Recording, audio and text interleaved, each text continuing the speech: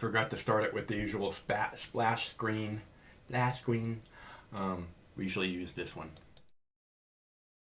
But that one works. Which one? Not that one.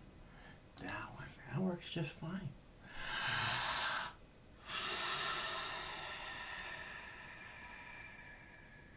Hello, my little ninjas. My name's Mike. This is my YouTube page, Mox News. And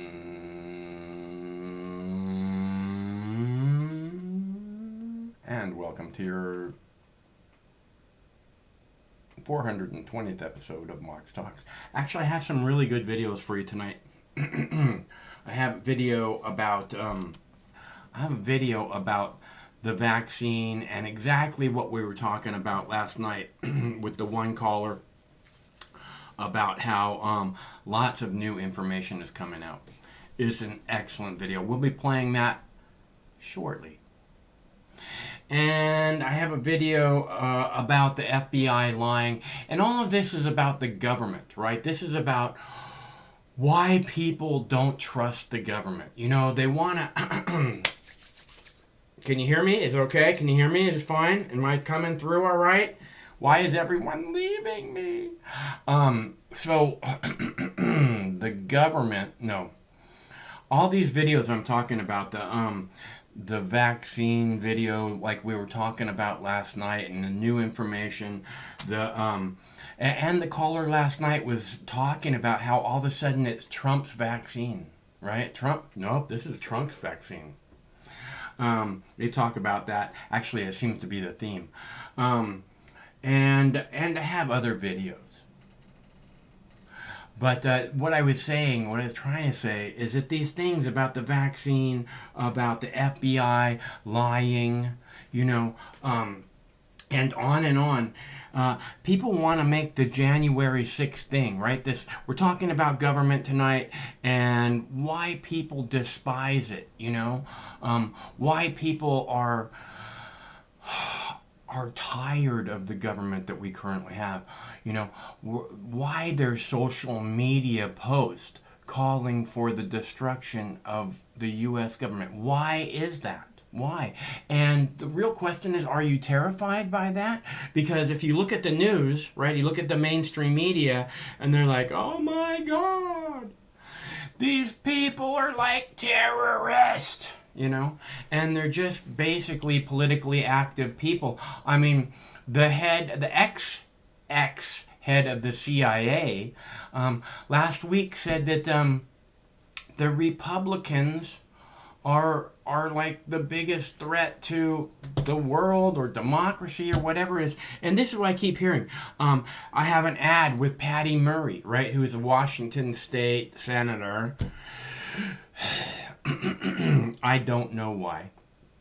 And this is what you hear exactly out of the ad too, is I don't know why Patty Murray is a Washington State senator, because she doesn't talk about her accomplishments at all. She talks about the fear of the Republican Party. They're taking away your abortion rights. They're making guns more available to people. They're, you know, all these things. And, they're a threat to democracy. Right, and this is the thing, you know. It seems like in a blossoming, not necessarily blossoming, but a flourishing democracy that you know, people challenging, and because it's not that they're a threat to democracy. People challenging the status quo, which is what they're a threat to. These people that are standing up and saying the government's got to go. I'm saying every single politician for the last 20 years, since 2001, needs to go to prison. Everyone in Congress, every single fucking White House occupant. Prison for the rest of their lives. All their assets seized. So, let's see, where were we? We're talking about the government, right? And the 9/11, 9/11, we'll get to that in a minute because it's an important part of this discussion. But the real truth is, you know, they talk about, the threat to democracy, right? I was at the threat to democracy. Now, if democracy is so hanging by a thread that a few politically active people can take it down, maybe democracy is not all that strong. And why wouldn't this fucking force for good in the world be all that strong? And it's not that democracy is not all that strong. It's that the U.S. government isn't all that strong.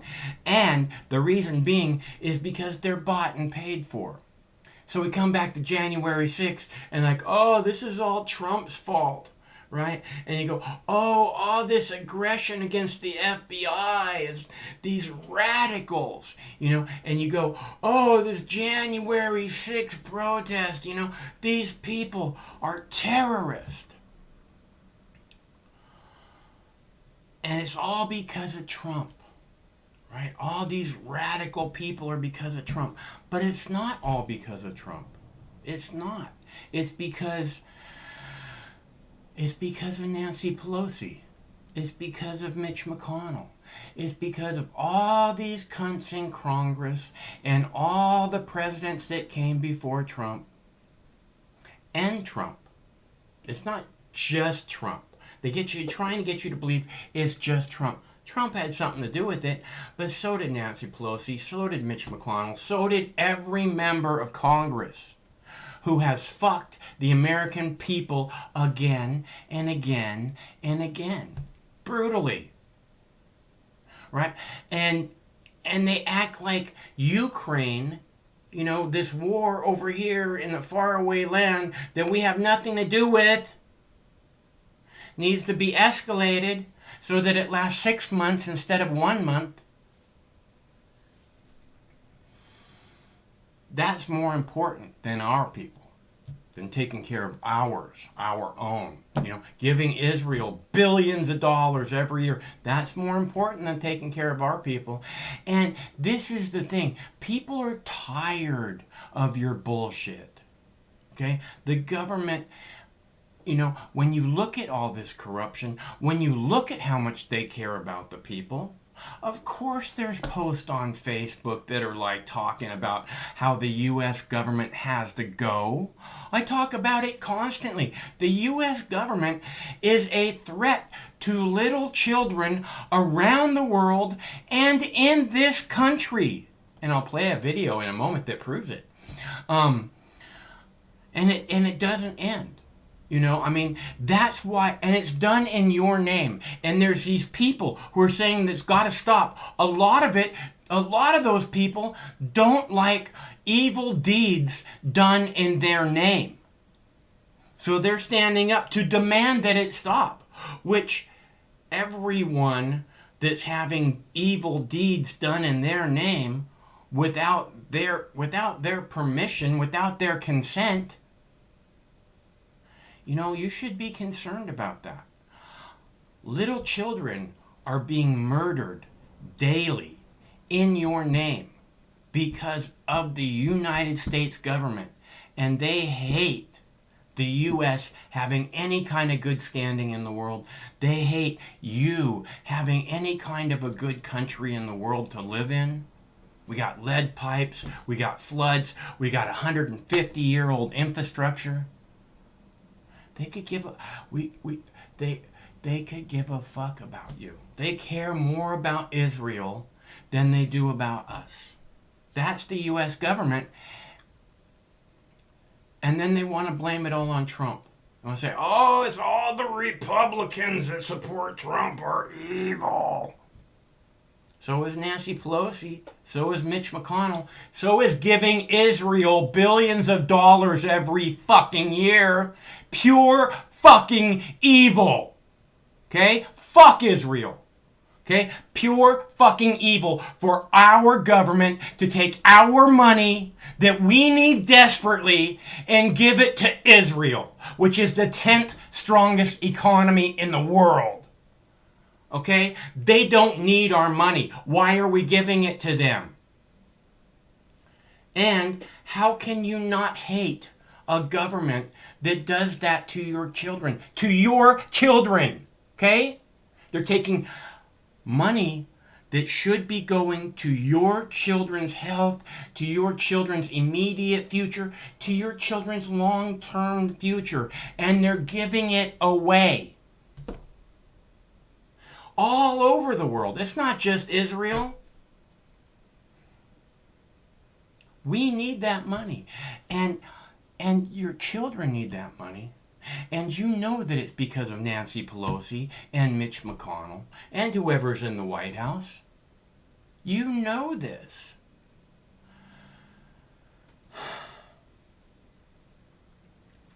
So of course there's calls for the destruction of the U.S. government on Facebook, all over social media. Why wouldn't there be? You tell me, what is it that the U.S. government has done for you? Kept you safe? Is that right? I'll play a video momentarily that disputes that fact.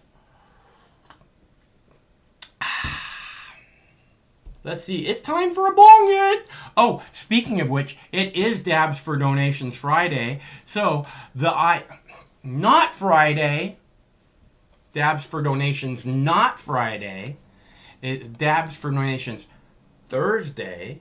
And which means if you are so kind as to give a donation, a small little pittance would be lovely. If you are so kind as to give a donation, I will be more than happy to do a bong hit, a big fat dab in your honor.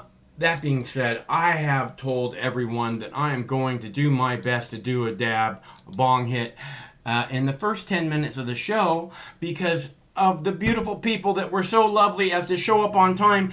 And that means I don't want those beautiful, lovely people waiting for me to take a bong hit to join me. You know, I want to make sure that we can get it out early so that we're not waiting. How come he hasn't taken a bong hit yet? Like I tell you all often that I haven't had a bong hit today. Today I haven't had a bong hit. And sometimes I'm like, I want a bong hit. And then I go, no, just wait. We'll do a big bong hit in a minute. But the thing is I don't want a bong hit. Wait a minute. I don't want a bong hit because I'm like, oh, I need a bong hit. That's different. I want a bong hit because I want to take a puff. You know, it's like, oh, I want to take a puff. But I don't really. But somehow in my brain it's going, oh, a puff would be nice. But I don't need a puff. I'm fine, right? So here's what I'm going to do. I'm going to play this video about Fukushima. I have two videos from the Japanese news today. One is about Fukushima, and another one is suggestions for your weekend if you're looking for something to do.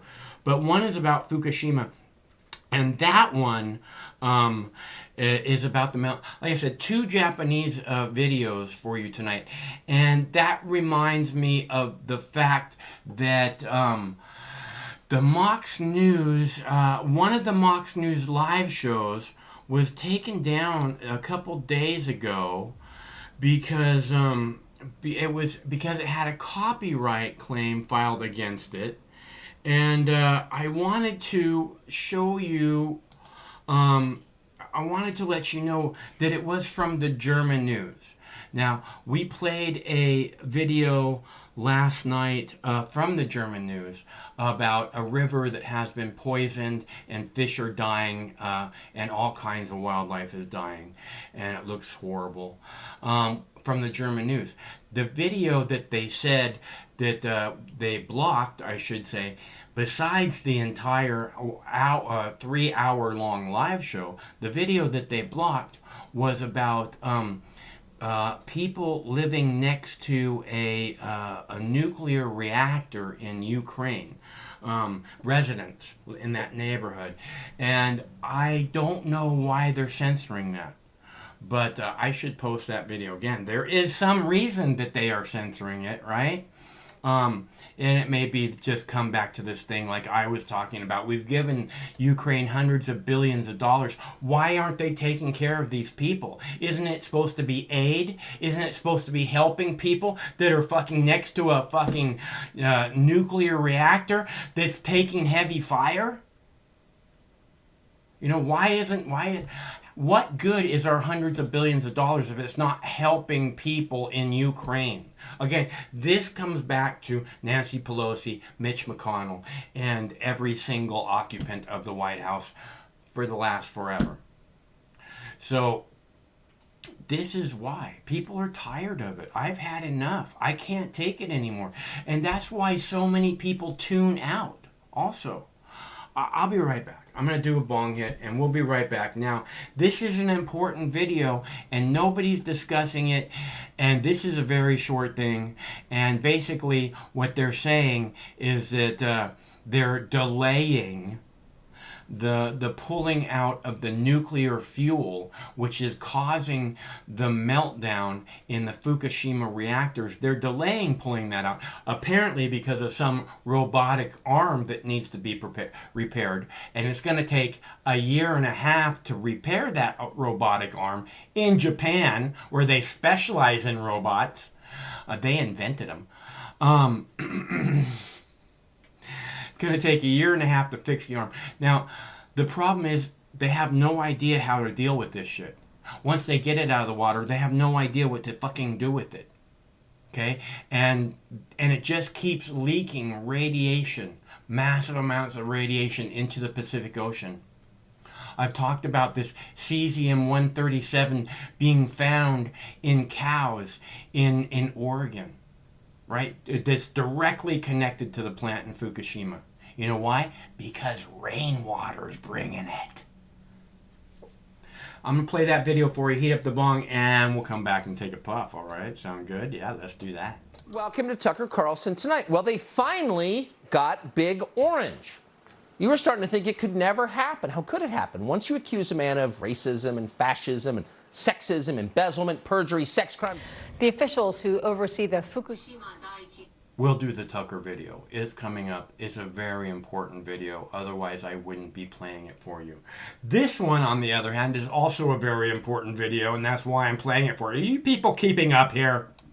The officials who oversee the Fukushima Daiichi nuclear plant have been challenged to remove fuel debris from inside the reactors. They've had to push back the work again. Tokyo Electric Power Company, or TEPCO, says the delay is needed to repair a robotic arm to be used in the removal operation.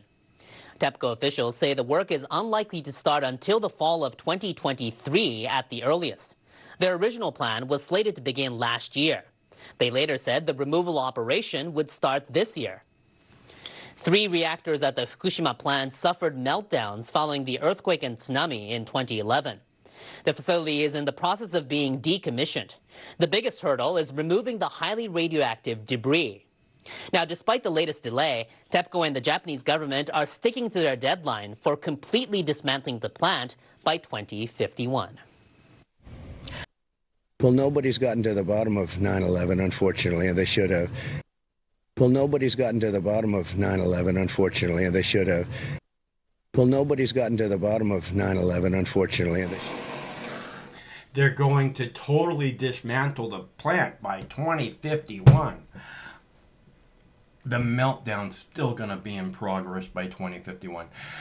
Everyone should be concerned about these nuclear power plants. It's not just Japan where this can happen. It's not just the coast where this can happen. Look at what's happening. I said this video was pulled down by the German news about the residents around one of the nuclear reactors in Ukraine. This is dangerous for everyone.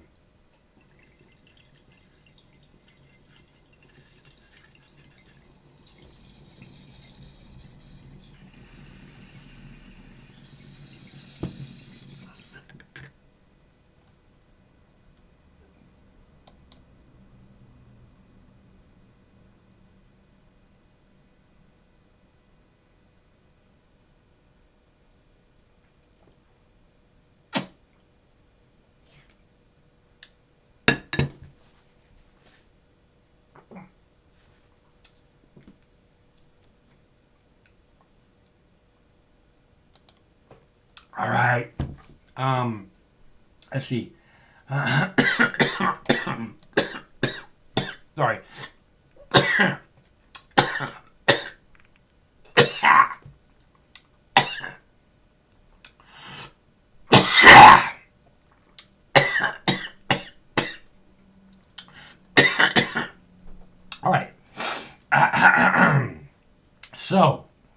if you look at this, right, it says, can I move this? All right, well, let me look at it. But down here, it says, damn it, what's it say? It says, cannot be monetized, blocked in all territories. That's what it says under cannot be monetized. And then over here, it says, what does it say? Oh, over here, it says, oh, damn it. It said that Deutsche Welle, you see that? That's the DW, that's the German news. So they have censored out a video about residents that are living close to a nuclear reactor in Ukraine, and you have to ask yourself why, right? And again, we come back to this thing about we come back to this thing about the government, right? And there's just all these things, you know, just one after another. I talk about the infrastructure, you know. This is important to every single American that's not worth fucking $50 million. And honestly, it probably is more important to them. If they're active in the business world at all, a 22nd century infrastructure is going to make a boom economically. There's going to be all these high paying jobs, lots of them back and forth from one side of the country to the other. And which is going to create so many other jobs. But, and if you're going to compete in a business in this country, you have to have a modern infrastructure. You know, the idiots in California are talking about outlawing combustion engine cars in the next 5 or 6 years or something. And the infrastructure is not prepared for that. Okay, and you might get ready for that. You might be able to go, okay, we got 5 years. You can't get ready for, you know, all these electric vehicles. It's just in 5 years, you see how slow the government does everything. This is why I talk about a 22nd century infrastructure project, because by the time the government gets done with shit, it's going to be the 22nd century. Hello, caller! Speaking of idiots in California, I just decided to call you up, man. Oh, man. It's happening. Yeah.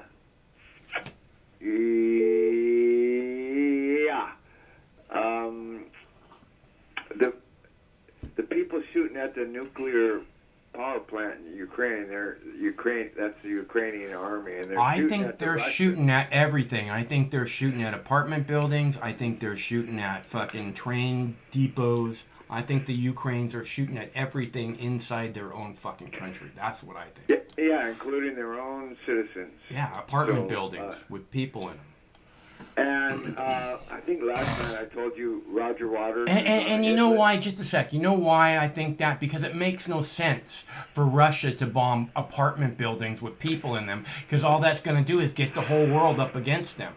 So, right, yeah. You know, why would you do this thing when you're just trying to annex this piece of property where they're fucking hurting people, Russian-speaking people? So, go ahead.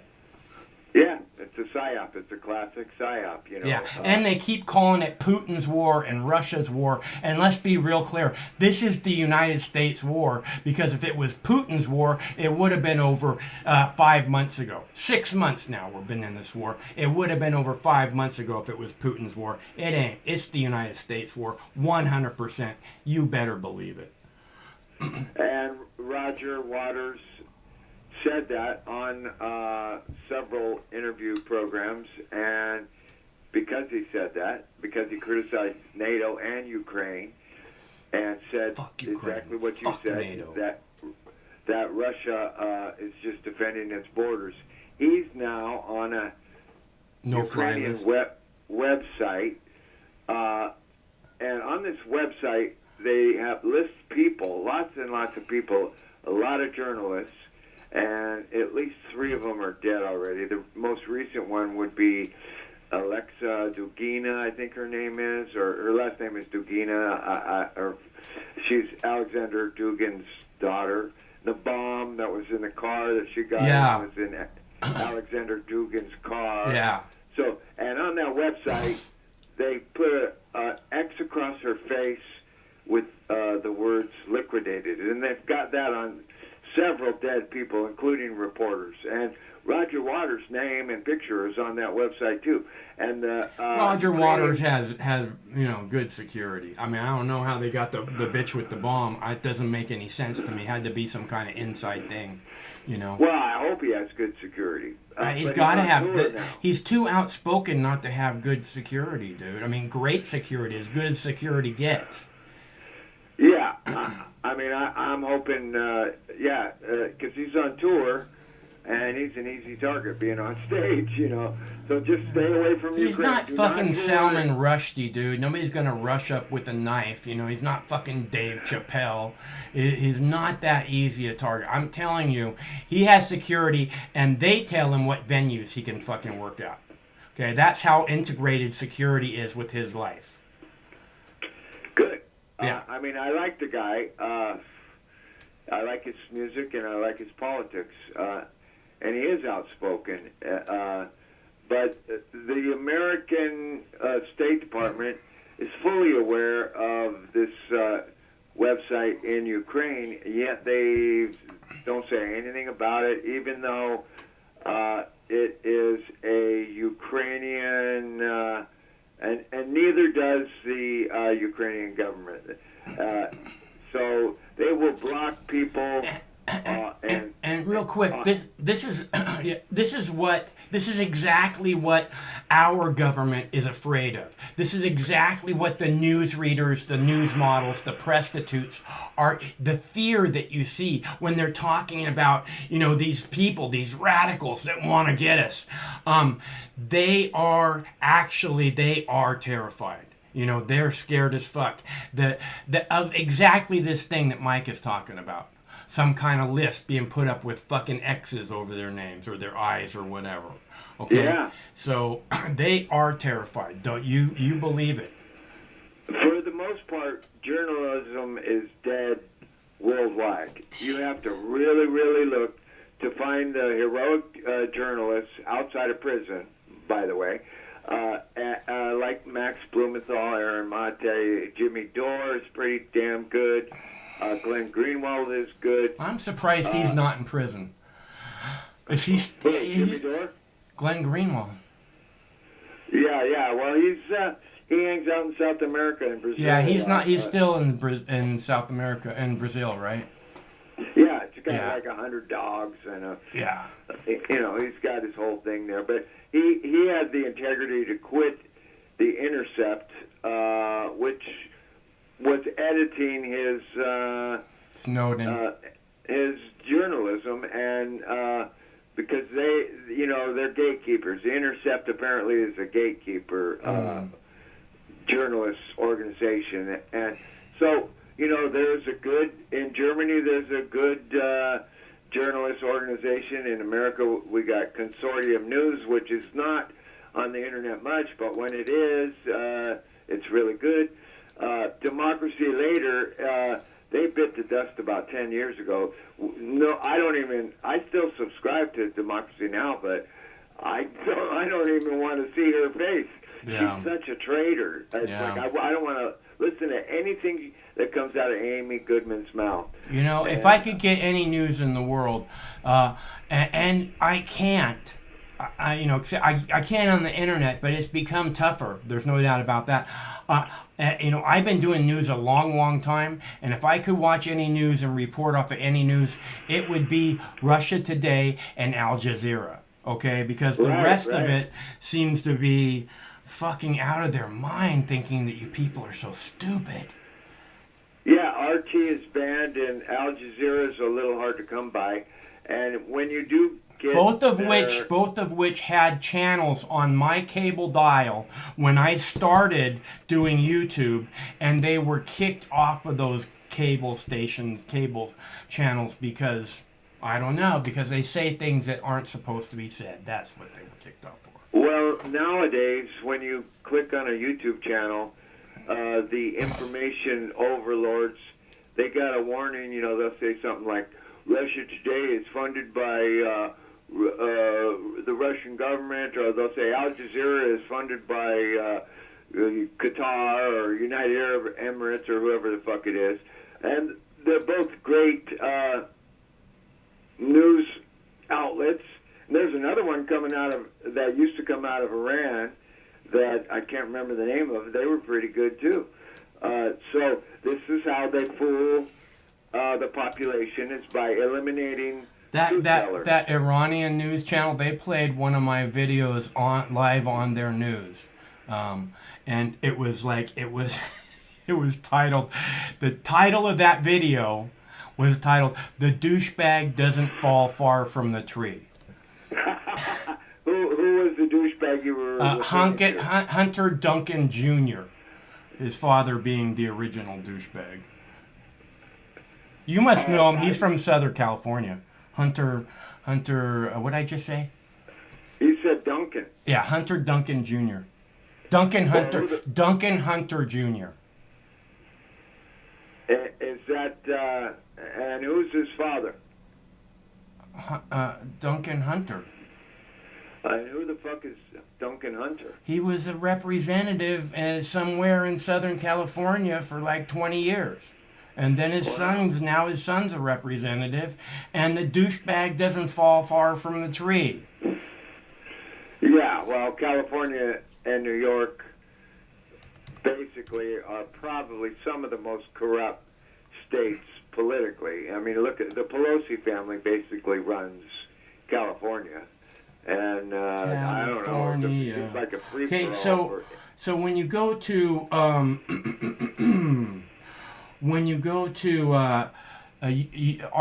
YouTube channel on it says that it's not available in this country, in your country. I don't know if it's available other places. You were saying it has some kind of a disclaimer. It's funded by, the Russian government or whatever.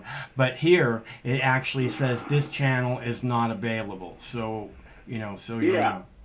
And that's a recent development. It's only 2-3 years old. I used to get RT every day. Yeah, no, And they were the number one subscribed channel on the news channel on YouTube up until the Ukraine war started, at which time they got kicked off of YouTube.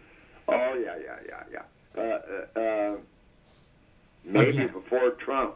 I don't know. No, it was when the Ukraine war started. They got kicked off of YouTube. Okay. Oh, okay. 6 months ago, and that tells you a lot. I don't know. Like I said, I don't know if they're available in other countries, which would also tell you a lot if they were. But when they got kicked off of YouTube, or at least my country, 6 months ago, they were the number one subscribed news channel on YouTube, which tells you again, as I said a moment ago, that if I had my choices of what news I would watch, it would be Russia Today and Al Jazeera. So, and why is it fucking censored? Because they're giving out actual information that's not allowed to be known by you. Yeah, and we the intelligentsia and the truth seekers and the activists, we want accurate information. Al Jazeera is still going, but they do have a warning on the bottom of their YouTube chyron. And a lot of YouTube, the one out of Iran is completely shut down.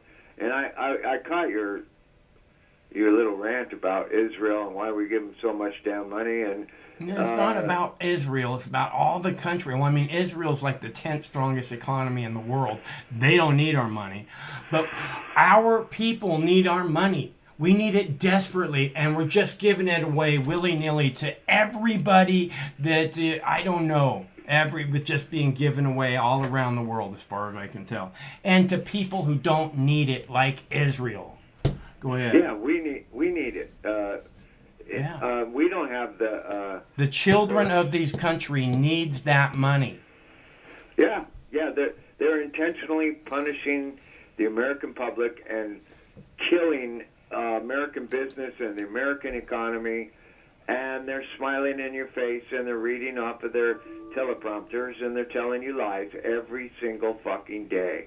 And this is just business as usual in America. And I don't like it. You don't like it? Nobody with any sense likes it. Everybody's lying to us on TV, and we're sick of it. So, I don't... and, Trump is talking about free information, being able to speak the truth. And if he does run, which you keep telling me he's not going to run, everybody's saying he's going to fucking win. It doesn't make any sense, dude. Even if he wins, right, then he's just got this shitstorm that he's got to deal with again. And if he doesn't win, then he's just a has-been. Okay, so it makes absolutely... And he's got all this money. Like I said, people coming and kneeling down to him and licking his balls. He's got $100 million right now and $1 million a day coming in, which he can go, oh yeah, I'll give you $1 million. Just kneel down and lick my balls. Well, he's got a big pack, a political... That's what I'm talking about. Yeah, you're saying that pack makes $1 million a day? Since the FBI raid, it's been bringing in $1 million a day. So what the fuck's he going to do with that money if he doesn't He's going run? to own all the politicians. Are you not listening to the words coming out of my mouth? Speaking of English, motherfucker! I don't like Trump. I think he's the wrong guy to represent the American people. He does do some good things, and he's done some incredibly stupid things, and I don't really think he's that smart, and I don't really think he has the balls to run. But if he does run, you bet your motherfucking ass I'm going to vote for him, because what else we got? Hillary Clinton is writing a book or trying to make a fucking movie or something. Joe Biden, is like shaking hands with the Invisible Man. Nobody's bothering Hunter Biden, but they're raiding Mar-a-Lago. I mean, it's a crazy upside-down world, and the people that are speaking out, like you and like all these other people on YouTube, it's like the voice crying out in the wilderness. We're all, that song Message in a Bottle, where somebody on a fucking deserted island's got no way to communicate, and they put a message in a bottle, and they throw it out in the ocean, and somebody finds it. That's you and me and all these people on YouTube and Facebook and Twitter. It's like 100 million messages in a bottle, and everybody's saying, help me, help me. Woke up That's this all right. morning, what did I see? 100 million bottles just like me.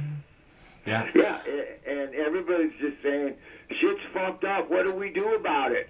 And meanwhile, the propaganda and the psyops just keep on coming.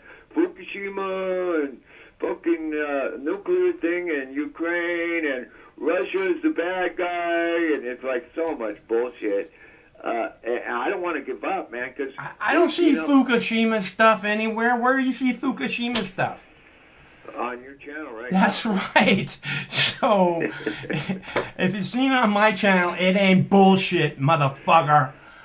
Speak of Japanese? Shikataganai! Shikataganai! That means we will rebuild. Shikataganai. So, yeah, man. People tend, when the shit hits the fan and when things are the toughest, people tend to give up at the last minute. They don't fight till the last drop of their blood unless they absolutely have to. And I don't want to see everybody just kind of give up. We could be close to some kind of turning point somehow, somewhere, somewhen. I don't know, but I do. I figured it out today. What'd you figure out? People are gonna start dying because there's no water to drink, and then all of a sudden humans will the light will go on inside of their head about how the government's just been wasting all our resources as fast as they can, and now there's no fucking water for my children to drink. I think that's what's going to happen. I think that this thing about drinking water, where I thought it was going to be like 20 years, I think it's coming a lot faster than that. Well, I just got off of YouTube a half hour ago watching a video, and it said in Europe the deaths of the deaths have doubled between 35 and 50-year-olds, and they did that at the same time as the vaccine rollout. So we'll be talking about that a little later. Yeah, but Yeah. you're not going to see a lot of that on a lot of TV. It's not as contentious as Ukraine. There are people talking about it, and I don't think they can get blocked anymore. But a year ago, if you would I have a great video coming up, dude. I have a great video coming up. So these are young people, young athletes, Yeah. having heart attacks. And I was talking to my buddy. I was telling him about SIDS. You know what SIDS is? Sudden Infant Death Syndrome. Yeah. Now they got this brand new thing called SADS. It's so sad. It's Sudden Adult Death Syndrome. And it was always unexplainable death. And Right. Dude, there's, correlation in this case is causation. Yeah. All these people were vaccinated, and young people aren't. Their heart attacks double. Yeah, You know? yeah, okay. That's what's going to be talked about in this video. I wanna wait to play that video, then we can discuss it later. You can call back and talk about it, but I don't want to talk about that until I play the video, because there's all this information that you're talking about in it, and I don't want it to be. I want it presented by that first, and then we can discuss it. Okay? Yeah. So I thought that was kind of weird that Roger Waters would be on a Ukrainian hit list, and I guess it could definitely get worse. All this They shit said could get worse. they said Marjorie Taylor Greene was swatted twice in the last 2 days. For real? But, you'd figure that the fucking, I don't know, maybe they go, oh my God, this congresswoman's, I don't know what the fuck the cops are thinking. But yeah, twice the SWAT team showed up at her house in the last 2 days. That's a banana republic, dude. She's a full-on MAGA woman, and she's got a big mouth, and Nancy Pelosi don't like it, and I wouldn't be surprised if Nancy Pelosi has SWAT on her speed dial on her phone, man. So I wouldn't be surprised by that either. Oh wow, that's trippy, man. They're using the fucking enforcers to fucking harass their political opponents, just like a banana republic. Wow. So what else is new? I'm waiting for the alien invasion. So yeah, well, I'm sure sounds like you got some good stuff lined up, and I'm gonna make some soup, and I'll be a spectator. And I hope somebody else calls in. All right. Well, after I play this video about the vax, then you can call back if you want. Okay. Okay. Take care, bro. All right, talk to you later. Bye. Okay, so we played the video about the Fukushima, which again, and I was talking about the blackout of this other video about the residents living around the nuclear power plant in Ukraine. That video has been blocked by the German news, which I play videos by the German news regularly, and for years I have, and it's odd that particular one would be blocked. And then this is why everyone should be concerned about these things. They don't pay for themselves, and I think for the amount of energy, meaning, it costs this much to build, and then we don't get that amount in energy back. So and it's this old technology. If you want nuclear reactors, they got some now that are pretty fucking clean. China's got the shit down. They got stuff, I think they call it a sun reactor. I think that's what it's called. That stuff is like clean. It's clean. And why, this is again, this infrastructure bullshit. This is going to go on forever, and people just won't recognize the importance of it. Nobody in Congress talks about it, at least not the way I talk about it. They talk about, oh, we need to repair our bridges. We don't need to repair fucking bridges. I mean, maybe we need to repair them. What we need is a goddamn new infrastructure. Because that way, neighborhoods wouldn't get washed away when it rains. Because the rain, we're getting this amount of rain. Okay, we need to direct it. you know. And if we built a new infrastructure, these things would be built in automatically. And I mean, I wonder if anybody's even working on the design for a 22nd century infrastructure, you know, other than like some kind of concept idea. Why, you know, this should be well on its way on the drawing board. And again, nobody's even talking about it. And I wonder if it is anywhere on the drawing board because, I mean, it's going to take a while just to draw it, just to get a working model of what we're going to do. And it can't be done like, oh, well, we're going to build a bullet train, so let's build the bullet train. It can't be done like that. It's got to have like a real, you know, vision to it for being inclusive and connected to everything. And it's not that difficult. There's so many smart people. This is what I keep talking about humans being held back. And this is why people are mad at the government. They're giving away the money here, the money there. It should be going to our people, our children's futures. You know, our people's safety, you know, the washing away because of neighborhoods, right? This is our children's safety. It's, again, not anywhere on the radar as far as I can tell. So, if this is what our government is, why wouldn't people think that it's got to be, we have to find something better? This government isn't working for us. And again, you would think that there'd be people in Congress who would agree. You know, people are actually on the side of the people, and they're saying, yeah, you know, this government's got to go. I don't really hear that. I think that it's obvious that this government is going to lead us into destruction. Not just us, the world. The current government. It's got to go. And this is why all the politicians in Congress and the White House for the last, since September 11th, September 11th, 2001, all of those politicians have to go to prison.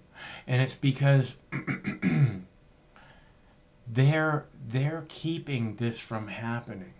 They know these things should be happening.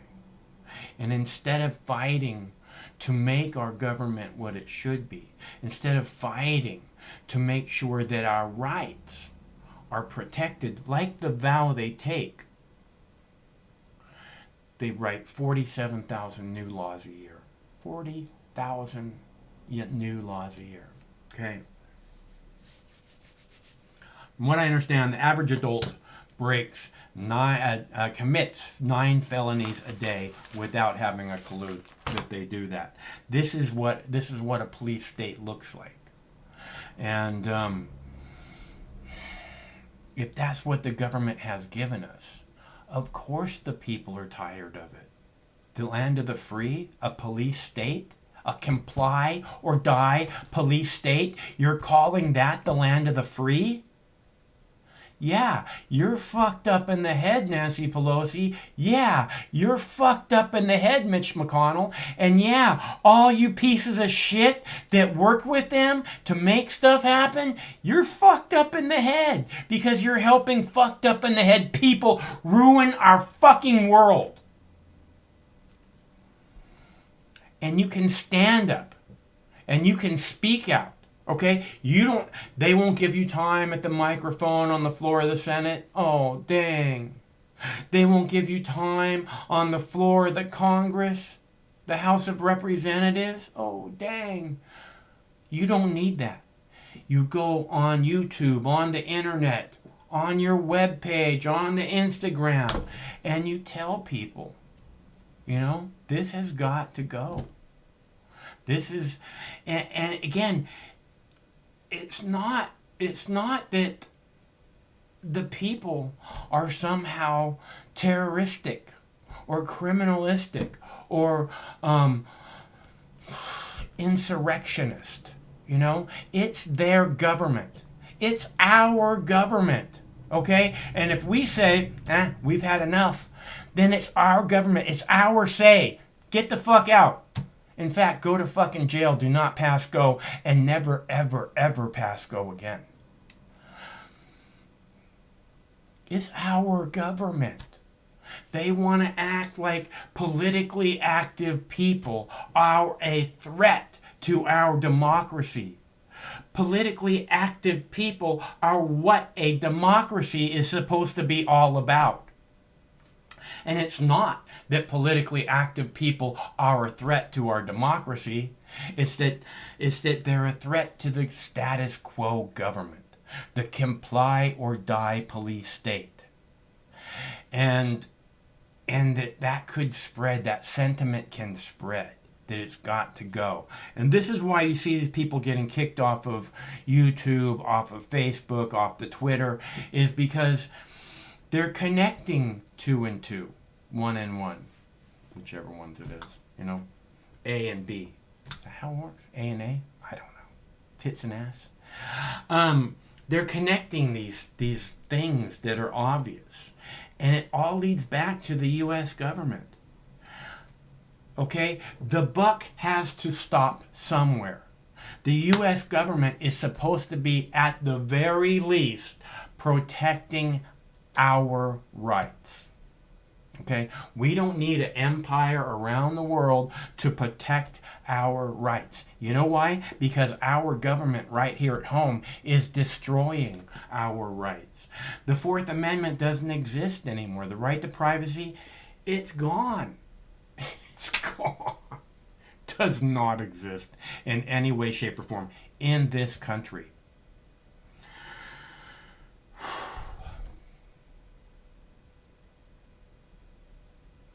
I'm going to play a video, and this is why the people are calling for a new government. This is why the people aren't just calling for it, they're desperate for it because of misleadership. For the last, like I said, at the very least, since September 11th, 2001, since at least that time, we have been misled. Actually been misled way longer than that. But since that time, we've been seriously misled.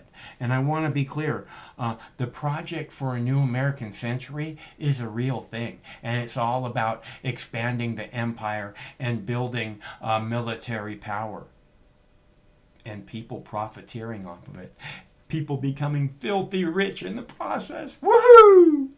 I am going to play a video and I'm going to go and make a cup of tea. Thank you so much for tuning in. Oh my God! Hello, caller. Hey, Bob. What's up, G?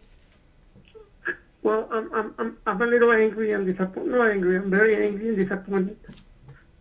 Uh-huh. Well, I mean, do you find it fair that Biden pretty much canceled student debt? No. We talked about that last night, Manny. No, I don't think it's fair. I don't think it's fair, man. And let me tell you why. I went to Boise State and I did a second bachelor in finance. Okay? Yeah. Obviously, because I was out of state, I didn't qualify for like in-state tuition, so I had to get scholarships and I had to get Pell Grants and then I had to get like federal student loans and I had to complement it with like Sallie Mae and stuff. So I accrue a lot of student loans basically when I did Boise State. Like if we actually do the math, I accrued over $62K in student loans. $62,000. Yeah, $62,000 just to pay for my second undergrad degree in finance. And I after graduated from Boise State, I paid, and sometimes I even overdraft on my checking account just to pay my student loans. I never enjoyed money marks. Do you think living in Bellevue was a luxury for me? I was living in a tiny room in Bellevue. I'm just no, man, I don't think that. I don't think about stuff like that.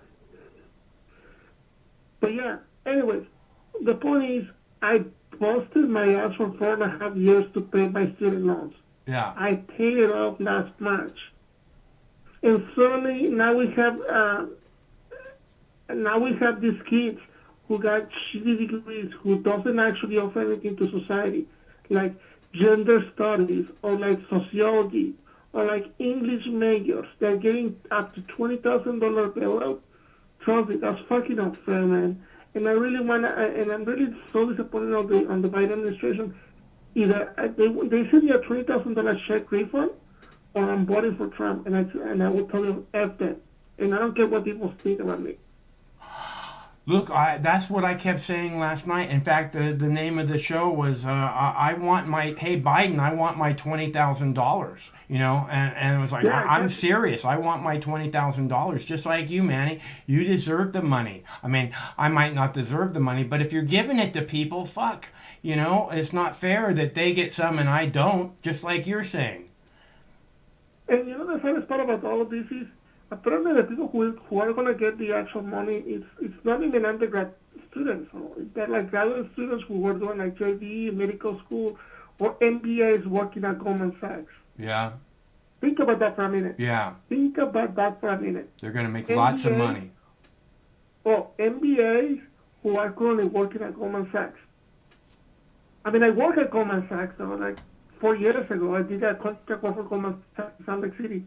And there's a lot of English majors, there's a lot of psychology majors, and there's a lot of MBAs work there as a senior analyst or senior associates.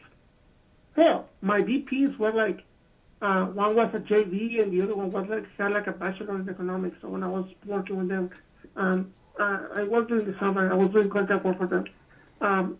But yeah, it's like, these people are going to get like a bailout, and the people who never went to college, or the people who actually busted their asses to pay for their education are really screwed up.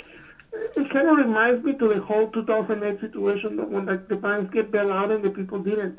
And the people just lost their houses while the banks were getting a big fat paycheck. I think it's not fair, Manny. I think it's not fair to a lot of people. I think it's not fair to small business owners, and like you said, people. You know, I last night I played a clip of a father talking about how they fucking scraped and suffered, you know, to make sure those loans got paid off, and now they did the right thing, and now they're being, you know, having to pay for other people's student loans, or you know, they're getting cheated or they're being treated unfairly. So it's not just you, Manny. And last night I kept saying I don't think this is gonna, you know, get the response out of the Democrats that the Biden administration's hoping it will. You know. Yeah, the next thing is gonna be DACA, man. Apparently the rumor is that they're gonna legalize DACA. They're gonna make it permanent, and I'm not sure if they're gonna give them green cards or they're just gonna give them like a permanent DACA status. But, I mean, yeah, that's also another thing that is unfair for the people who actually paid thousands of dollars on lawyer fees and they did it legally like me. But, yeah, that's the next thing that is going to happen. And it's just going to piss a lot of people, man. It's already pissed a lot of people, even Democrats.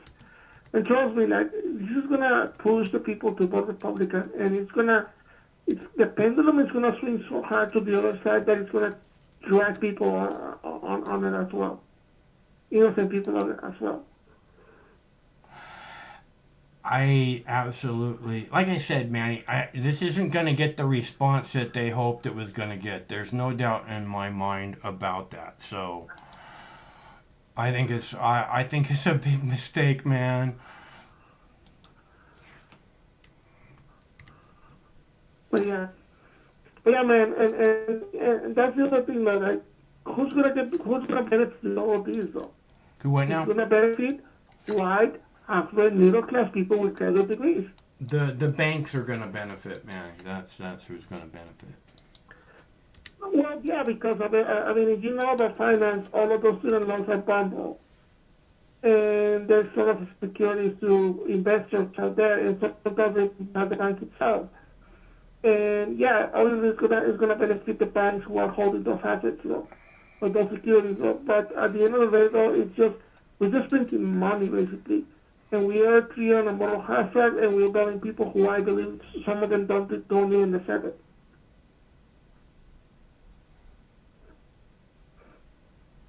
Yeah, man, I can hear in your voice that it really hurts you, and I get it, man. There's a lot of people that are just very, very upset about this, and rightfully so. And like I said, I just don't think that this is going to get the response from the Democrats that Joe Biden thought it was going to get. So He's on. He's on. He's just kicking the. It's trying to. What is the phrase I'm trying to say?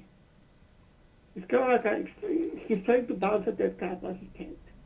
And it just see people more and more and more. They cannot do this.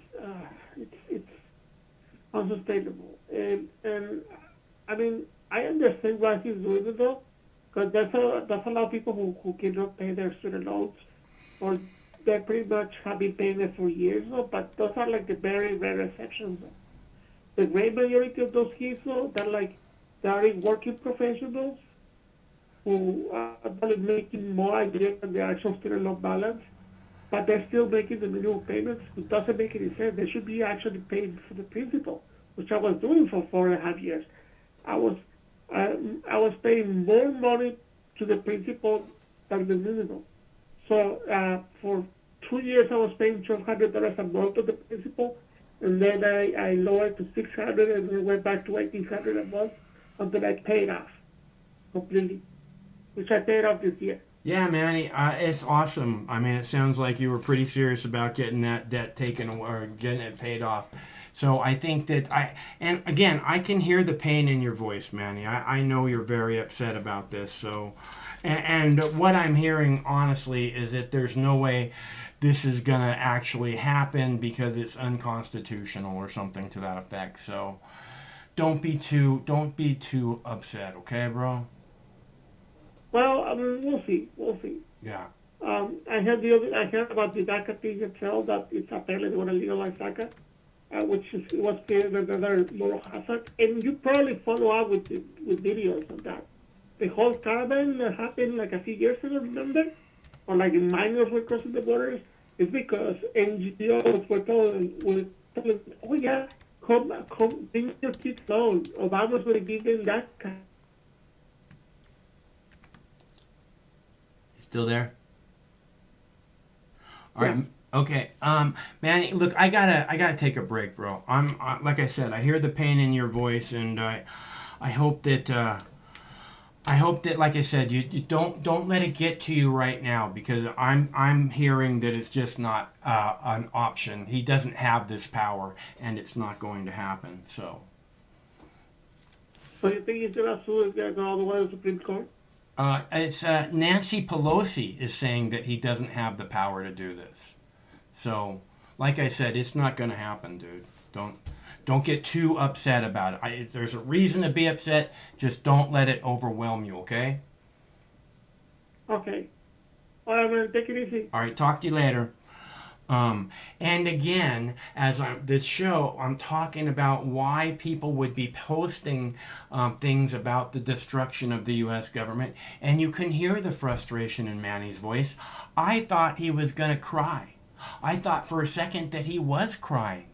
That's how upset he was about this. And for you other people that are, going to get really upset about this, like I said, I heard Nancy Pelosi today say that Joe Biden does not have the power to do this.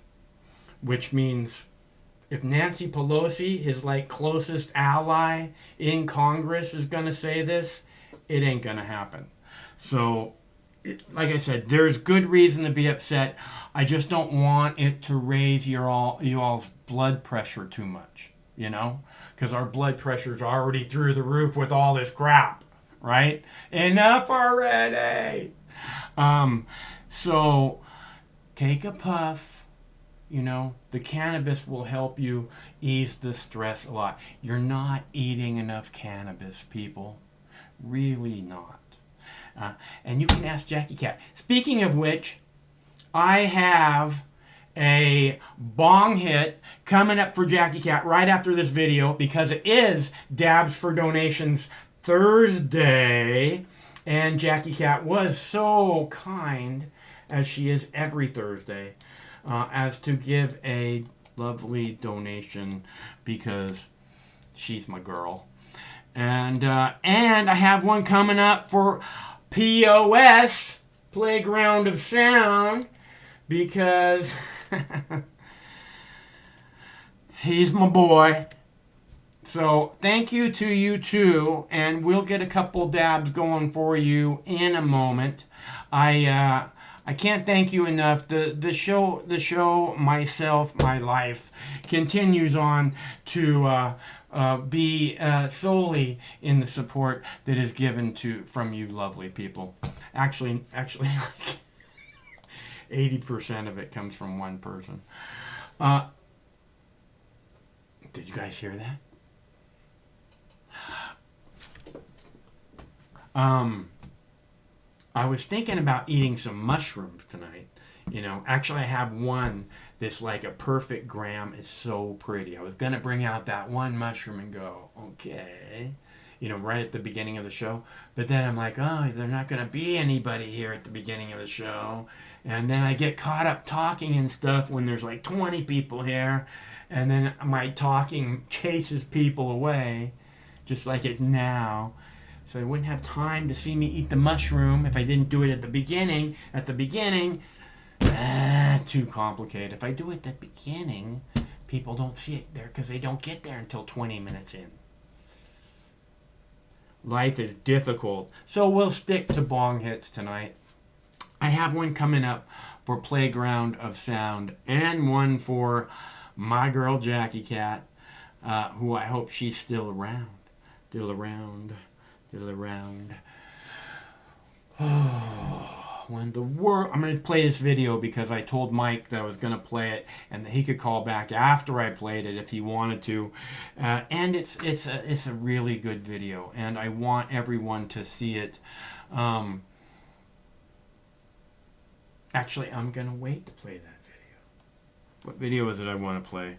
I'm going to play this other video about social media censorship and then self-censorship.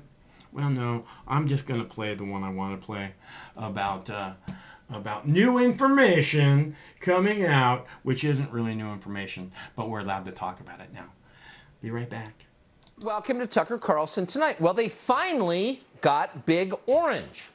You were starting to think it could never happen. How could it happen? Once you accuse a man of racism and fascism and sexism, embezzlement, perjury, sex crimes, mental illness, treason, the last of which, by the way, is a death penalty offense, let us remind you, and then you impeach him twice on related grounds, and after that you send the FBI to his home to seize a handwritten welcome letter from Barack Obama, which turns out to be a state secret, possession of which is a serious felony. After you do all of that, and they have, you wouldn't think there'd be a lot left to accuse the guy of. You'd think they'd have run out of sins. Oh, but no. It turns out there's one left, and it's the big one. The crime of all crimes, an offense so diabolical, so morally repugnant, so contrary to the laws of God and nature, that once revealed to the public, Donald Trump is done forever. He will never again darken the door of American democracy. He will slink back in shame to his lair off the 5th tee to prepare for his well-deserved punishment. We won't see him again until sentencing. That's how bad this is. What, ladies and gentlemen, did Donald Trump do? We can now tell you. Donald Trump created the COVID vaccine. He did that himself and on purpose, with malice of forethought. The vax is Donald Trump's doing. We learned that this week from Democrats in Congress. They announced that shocking news. An investigation by the Coronavirus Subcommittee found, as Politico put it, that the Trump administration pressured the Food and Drug Administration to authorize the first COVID-19 vaccines on an accelerated timeline. Following this?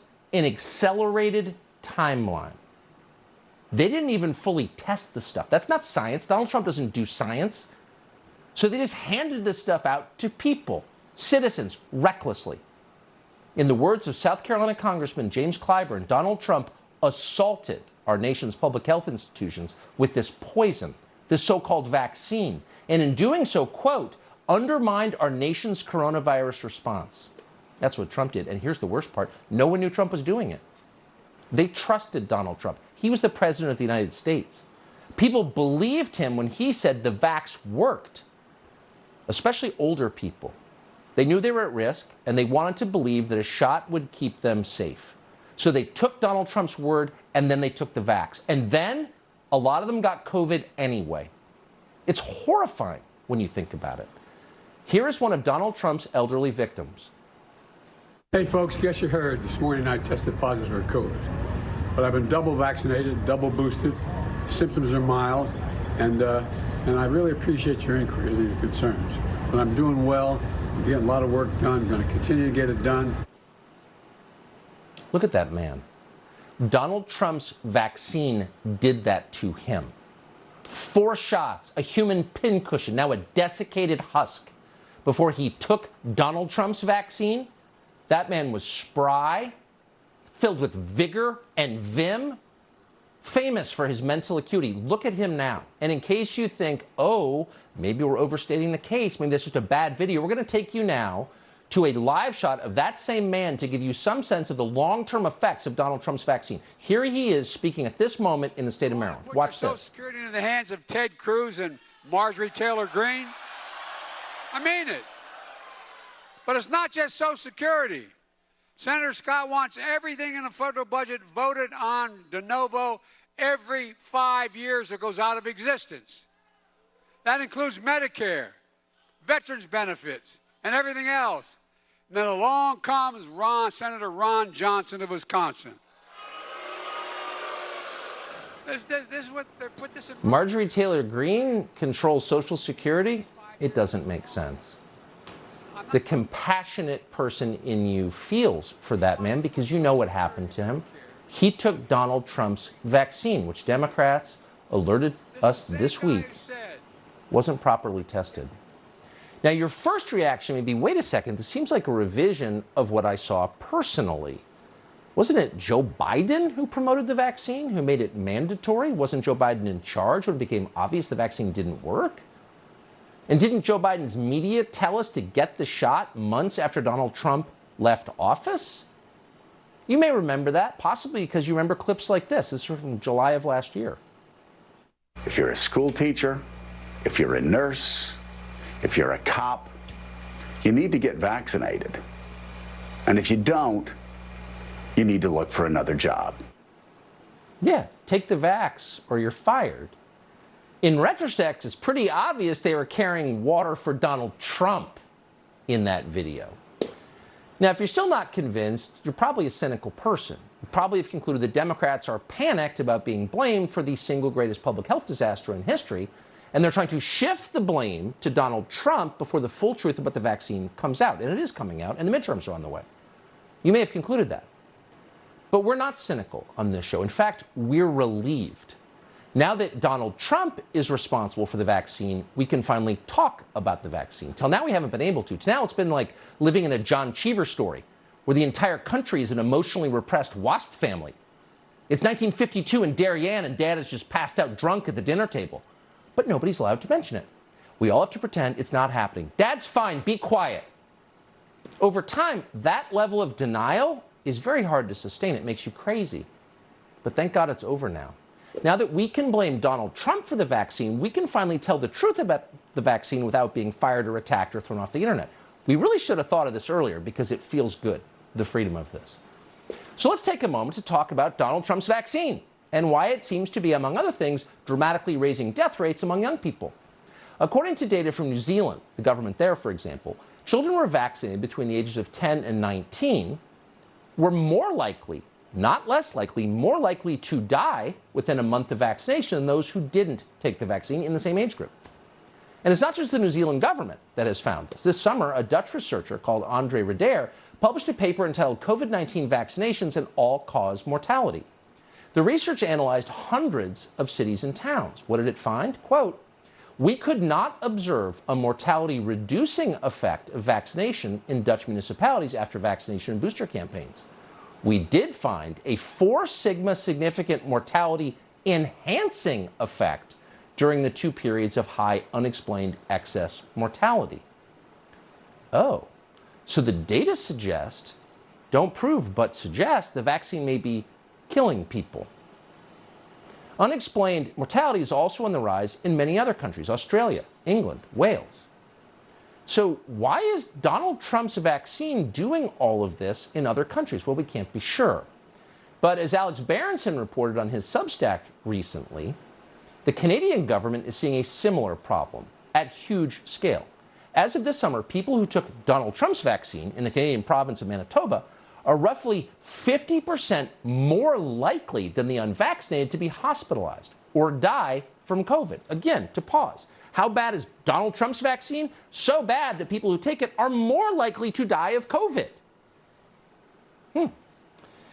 Now, we have data from more Canadian provinces, but they seem to be hiding it now. On July 28th, the province of British Columbia announced it would stop reporting the number of deaths that occurred in people who have taken the COVID booster. Wow, why is that? Don't ask, you're not allowed to. Oh, we are now, because it's a Trump crime. The charts are also missing somehow from the Internet Archive, which is widely known, of course, as a front for Russian operatives working on behalf of who? Donald Trump. But we do have the most recent available data. What did those show? Well, they showed that 70% of all deaths in that province occurred in people who were boosted, even though boosted individuals make up just half the province's population. Do the math on that for a minute. Well, your first reaction might be, oh, well, vaccinated and boosted people tend to be older, so of course they're dying at a greater rate. It has nothing to do with the shot. But then you look deeper. You read, for example, the Lancet article entitled Risk of Infection, Hospitalization, and Death Up to 9 Months After a Second Dose of the COVID-19 Vaccine. And that piece shows that people over the age of 80 have worse outcomes. And by worse, we mean more hospitalizations, more deaths when they're vaccinated than when they are unvaccinated. So it turns out, when Donald Trump told you, as he did hundreds of times, certainly you must remember this, that this is a pandemic of the unvaccinated, it turned out to be exactly the opposite. And we're seeing this in a lot of different places, in a lot of different data sets. In fact, as Kenji Yamamoto wrote in the Journal of Virology, quote, the Lancet study showed that immune function among vaccinated individuals 8 months after the administration of 2 doses of COVID-19 vaccine was lower than that among unvaccinated individuals. Well, that sounds like it's hurting people's immune system in a profound way. As the Journal of Food and Chemical Toxicology put it after an independent study, quote, vaccination introduces a profound impairment in type 1 interferon signaling, which has diverse adverse consequences to human health. Well, that doesn't sound good. What consequences could they be talking about? Well, in July, the German government put out a tweet stating that at least 1 out of every 5,000 COVID shots causes, quote, serious side effects. 1 in 5,000, really? This is a shot that was taken by hundreds of millions of people, including in this country. What effects are they talking about? Well, those would include decreased sperm counts. The journal Andrology reported in June that there was a 22% average drop in total sperm count in samples taken 3 to 5 months after the second Pfizer dose of the vax. Donald Trump's vax. On top of that, there is heart inflammation, myocarditis, which is now suddenly famous in neighborhoods across the country because everyone seems to know someone else's son who has it. In December of last year, researchers at Oxford found that, quote, myocarditis risk was increased during 1 to 28 days following a 3rd dose of the vaccine. Associations were strongest in males younger than 40 years for all vaccine types. But you knew that because you're seeing it among people you know. And no one's talking about it. We're not allowed to talk about it, but now we can because Trump did it. Researchers in Israel, meanwhile, found that vaccination increased the 42-day risk of myocarditis by a factor of 3. This is a very serious heart condition, not a small finding. Now, you may have also noticed the rise in young athletes dying of heart attacks in recent months, something you're not allowed to notice, but you probably can't help yourself. For example, a 37-year-old cycling champion in Scotland called Rab Wardell just died of a heart attack 2 days after winning a national mountain biking championship. Can't say he was out of shape. Maybe it wasn't vax-related. Have you seen that a lot before? And then there were those 5 doctors you may have read about in Toronto who died in the same month, in July. Now, of that group of 5 dead physicians, there was a 27-year-old triathlete who died after a swimming competition and a 50-year-old Olympian who died after a run. So these are not people who are sitting on the couch smoking weed and eating Doritos. Now, we can't know why all of this happened, but the point is, we're allowed to notice now. And that's significant, especially since some places are still forcing children to take the vaccine.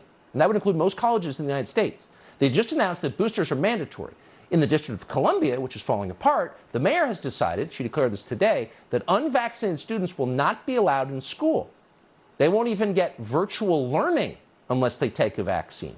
Donald Trump's vaccine, that appears to be hurting a lot of people. But unless they take it, they will get no education whatsoever. Who knew that Muriel Bowser, the resolutely partisan Democrat who runs Washington, D.C., was actually working for Donald Trump, but she appears to be. At least you know who to blame. Well, nobody's gotten to the bottom of 9/11, unfortunately, and they should have. Well, nobody's gotten to the bottom of 9/11, unfortunately, and they should have. Well, nobody's gotten to the bottom of 9/11, unfortunately, and they should have.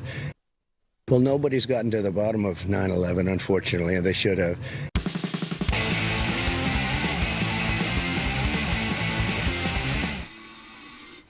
I thought that was a must-see clip. This is why I played it for y'all. I felt like the things that he was saying, we've waited for some time to hear. So I was like kind of in awe, you know. So I thought that y'all might want to see that too, and so on and so forth. It is Dabs for Donations Thursday, and Jackie Cat and POS, Playground of Sound, were so kind as to give a little something, and I'm going to do a dab for Jackie Cat.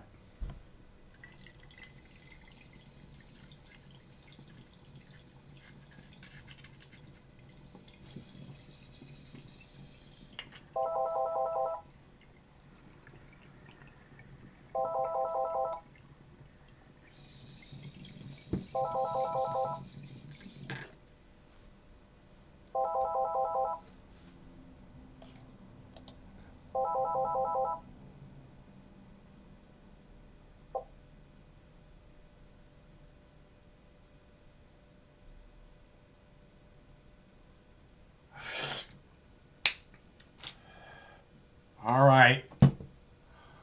I waited a little long for that one to cool down. I was talking. I'm like, you know. So, POS, I'll make sure I blow a big old dragon cloud for you.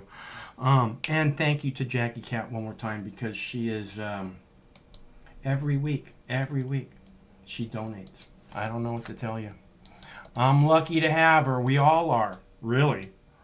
The way I hear it, she gives a lot more than just to me. Just ask Pete, our buddy Pete, formerly from Rhode Island. Hey, Mike, you can call back. I just was in the middle of a dab, and my hands were all kind of busy. So feel free to call back. I thought it was a very good video. I thought that everybody should see it. I thought that he was saying stuff, again, that we've waited for a long time to hear. And it seems like it's imperative information. Now, I want to point out one thing about that clip. Tucker said he was talking about these physically fit people that are dropping dead after these physically fit people that are dropping dead around the world, is what it sounded like to me. And you need to press 1. I know, bitch. Just hold on for a second. He's talking about these physically fit people around the world that are dropping dead, right?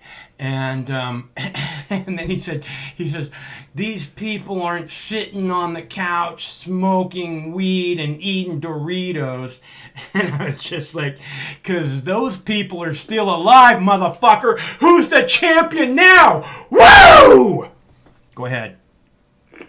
You know, when I'm sitting on the couch and smoking weed and eating Doritos, I eat the whole fucking bag. And then all the crumbs and the chemicals at the bottom of the bag, I put them in a spoon filled with marijuana oil, and I inject them directly into my veins. Dang. And I am COVID-free, baby. I think I have invented the layman's cure for the COVID-19 virus. It's just Dorito crumbs and marijuana oil. and you're feeling Or you could great. just skip the Dorito crumbs and stick to the marijuana oil. You'll probably be just fine. Oh, Dorito crumbs, man! They'll fight the aliens. They'll fight. Yeah, they're the reptilians. psychedelic part that you might not want to experience. Yeah. I thought that was a good Yeah. video, didn't you?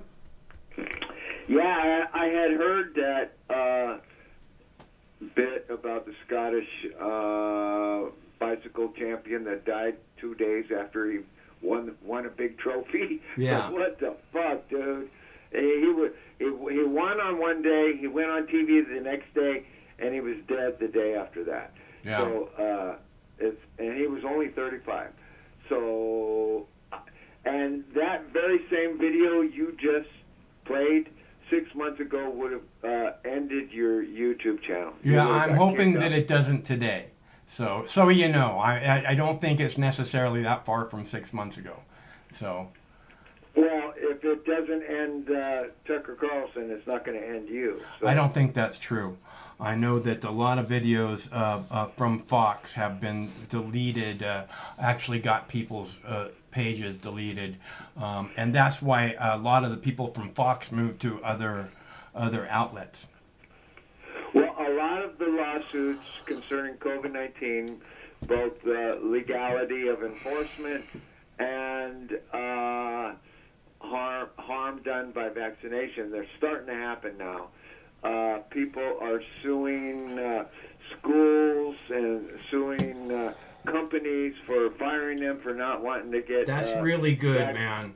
Those people Yeah. getting fought, those people, nurses, right? We're in the middle of a fucking plague and they're firing nurses. Nurses willing to work 18 hours a day in the worst kind of fucking conditions, surrounded by sick people, 18 hours a day. They're firing them. The reason they're working 18 hours a day is because they're desperate for help.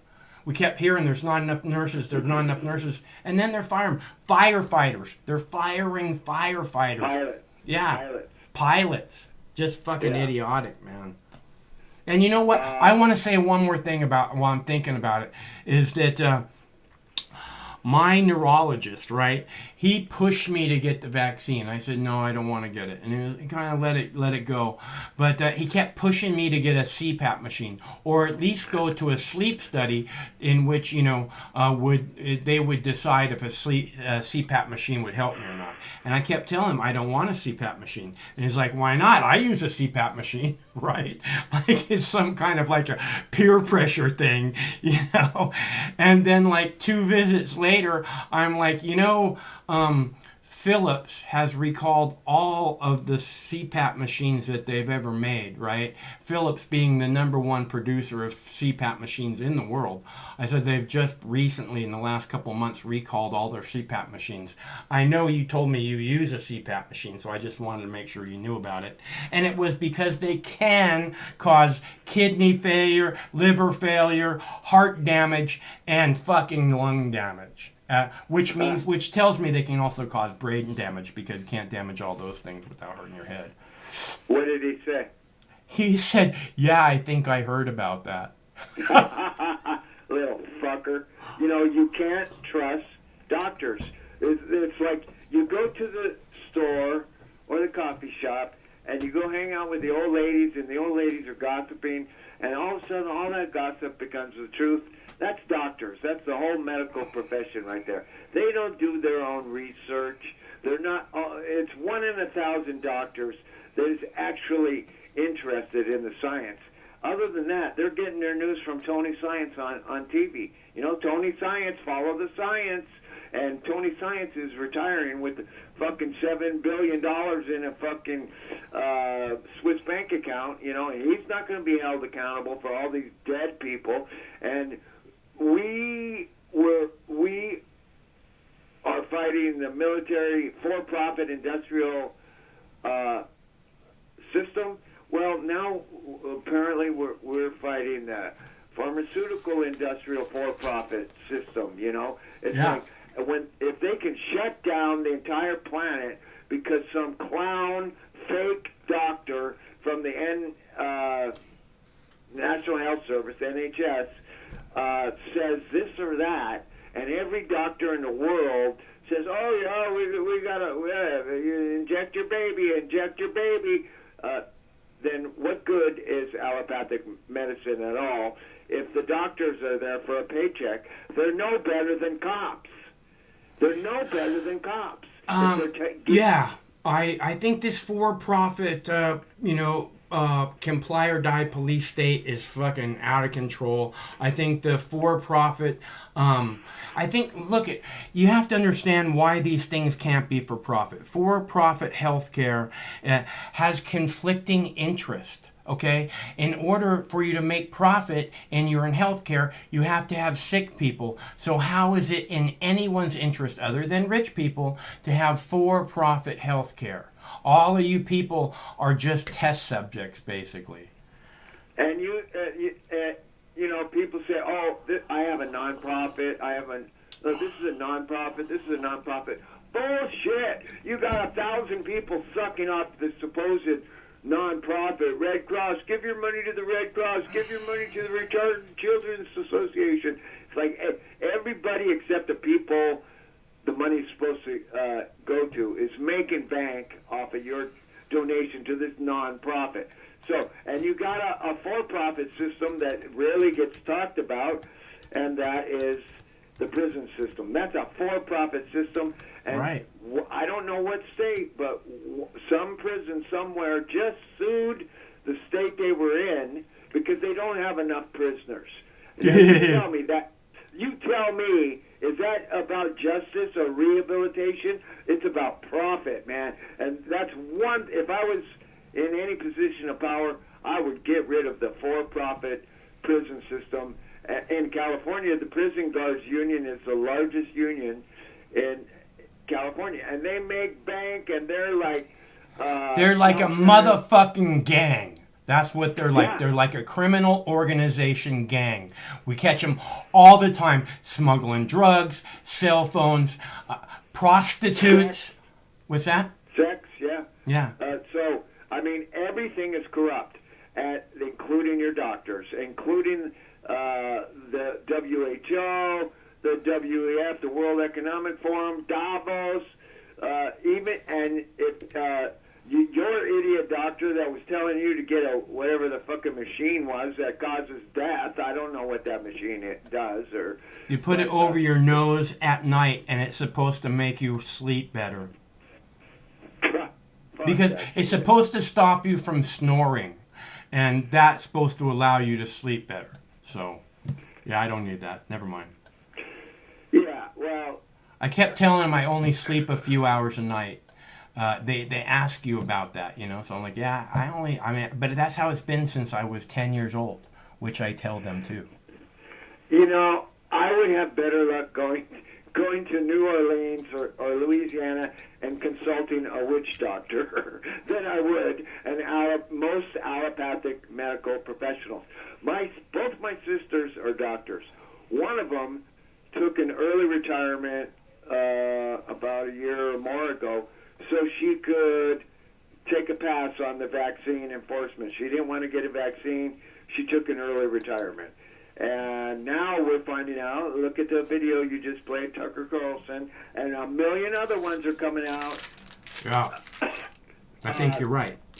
These are harmful enforcements of non-legal requirements. It was never legal. It was against your bodily autonomy. It was against so many laws. And yet they enforced them. People can't go into a store. You can't go into a gym. You shut down all the businesses. We have not even begun to see the repercussions of the harmful government pharmaceutical response to the COVID-19, which was invented in America and then shipped off to China. And could have been a goddamn plan, according to Event 201 and the movie Plandemic and plenty of other sources. We're lab rats. Yeah. We're lab rats. So, I mean, this is the worst thing. You got, I think, 309 trillion went to the rich, and $316 trillion was sucked out of the American taxpayers, all due to COVID. And if you don't think people made bank, just look at the stock evaluation sheets on the pharmaceutical industries. They all doubled their income inside of 1 year. And at the cost of good people's health and bad people's health. It doesn't even matter. These are human lives they're destroying. They're destroying it in multiple ways. Either you get the injection and you get sick eventually, or you lose your job, you lose your business, and you go broke, and you're now homeless on the street. So Manny, I'm sorry about Manny crying about he didn't get his 20 grand. He wasn't crying about it. He was trying to make a point about, about him doing the right thing, working hard, making that a priority, and now he's getting cheated. So, or he feels like it. He's not really getting cheated. It's not going to happen, so no, he's not getting cheated. Yeah, I mean, half the weight of half of the problems that we have in our life is only in our head. He didn't lose anything. Life goes on. It's just another fucking day. When shit would happen when I was a kid, my mom, I would bitch and moan and cry, and my mom her way of cheering me up was saying, "Oh, you'll have worse days, Mike." And that was my mom cheering me up. Thanks, Mom.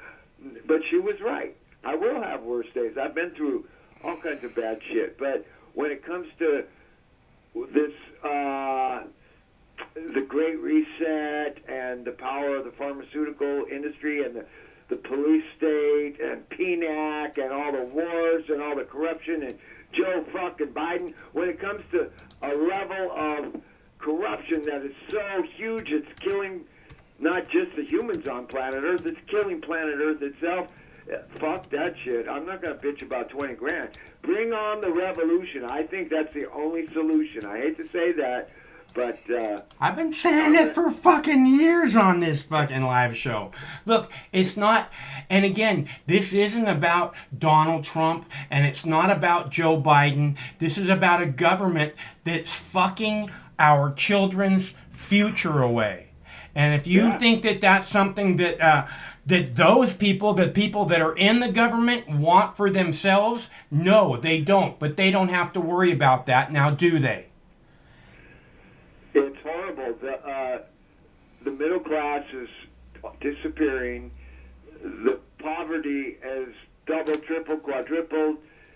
And what they do to trick us all is to say that the guy over there, the Mexican guy is my enemy, the black guy is my enemy, the gay guy is my enemy. We're the good guys. We're the good guys. Those are the bad guys. That's what they say. Yeah. So don't let them divide us. And I hope Tucker Carlson keeps talking about the damage that these fake, unproven vaccines, they're being proven right now to be harmful. So what are they going to do about that? Just like 9/11, it'll disappear into the dust. I don't know, man. I don't know. The 9/11, it didn't affect like in the same way the entire world. This thing, and it's still affecting the entire world clearly. And so I think that there's probably going to be a lot bigger repercussions from this than there was from 9/11. But you're right about 9/11 being swept under the carpet. That's absolutely what did happen. But that wasn't in all of our veins now, was it? I mean, correct. I felt like when COVID-19 hit and I saw them shutting down YouTube channels and shutting down businesses and making everybody comply, or go homeless. That was basically, comply or die as the police state. Comply or go homeless is the pharmaceutical state. When I saw that, I realized this is World War III. It's not a nuclear bomb. It's not an army. It's not tanks and guns. It's fucking pharmaceutical government tyranny. And how the hell they got hooked together at the hip, the government and the pharmaceutical companies, well, I suppose that's been in the works for a long time. And it just went under my radar. I didn't see it coming. I thought I'd be fighting American imperialism, but thank God for people like Tucker Carlson that got the balls to put some of the truth out. And his what he says isn't even that strong. I'm watching. No, you can tell that he's still kind of walking on eggshells a little bit. Yeah, he's riding the fence a little bit. Right. Yeah.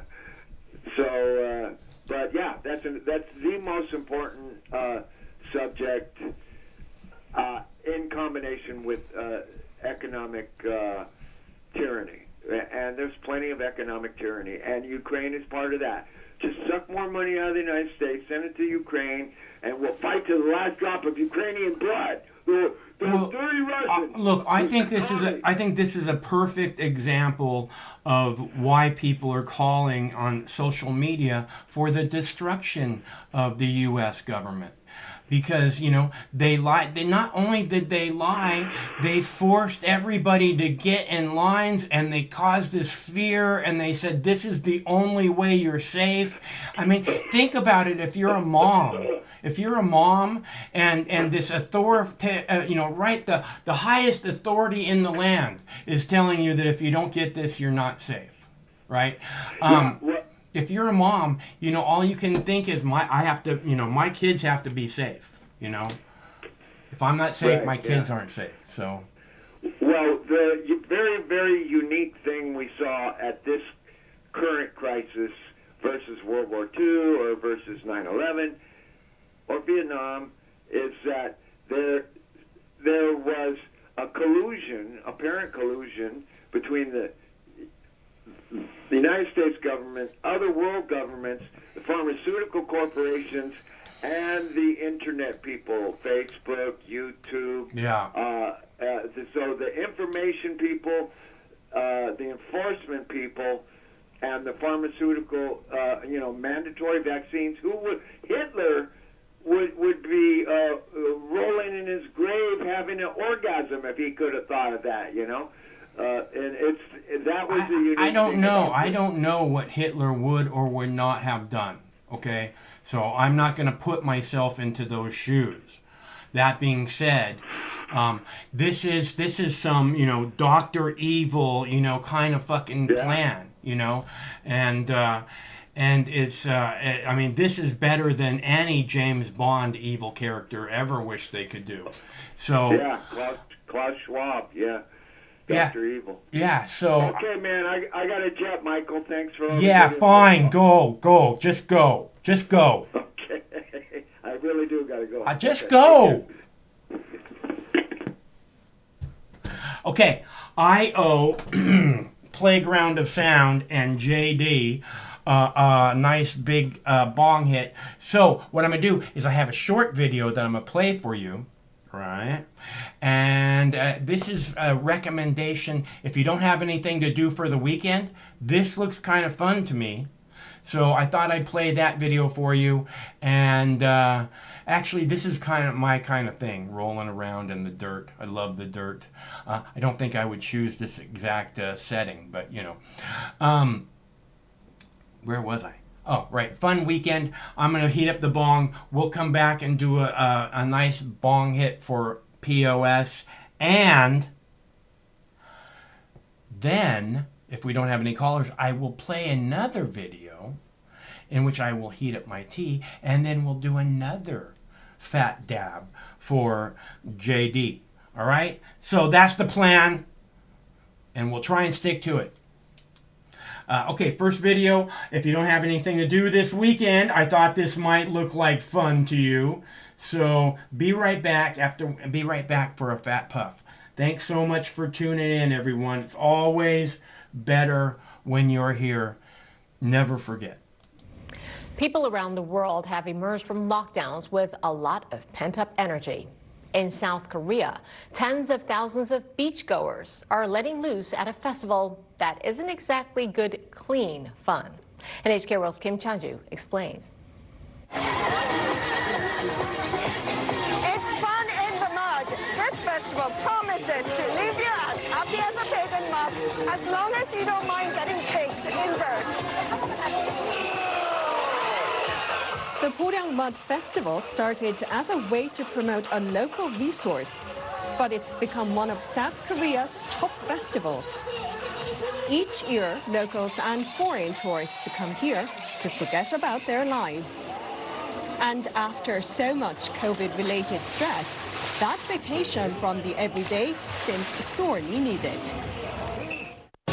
I've been stuck at home all the time. It's so refreshing and fun to be active like this. Now that we're able to go outside, it feels very amazing. This is the first fully in-person event since the pandemic started.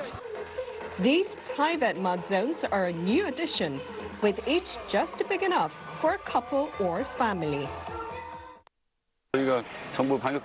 We are accurately following and going above the government's quarantine guidance. Our top priority is the safety of our visitors. Long before the festival began, Poryang knew it had hit pay dirt. Its geography creates mud with the perfect mix of minerals, which locals harvest from tidal flats. Trying out local products is just a part of the fun here. There's mud facials and mud massages. Before the mud massage, my skin was feeling a bit dry. But now it feels refreshing and moist. There's even mud lager. This is the first craft beer made with ingredients derived from Poryang mud. As a Boreon citizen, I thought we could use our mud for even more, seeing as how it's such a good resource that it can support a major festival. I just had to ask people how it tastes. I'm not usually a beer drinker, but mud lager has a tart taste and it feels smooth, so it's easy to drink. Because of the minerals, it feels a bit sour, but there's a nutty flavor that's tasty.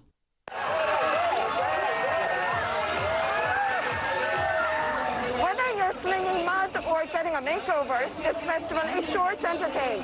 Just remember to bring a change of clothes. Kim Chan-ju, NHK World, Poryang.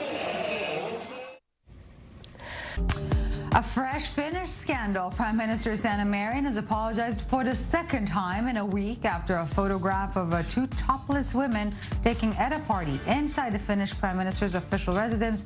Last month, the party took place, but they were published on social media yesterday. The picture, which has since been deleted, first appeared on a TikTok account of the model and influencer Sabina Sarka.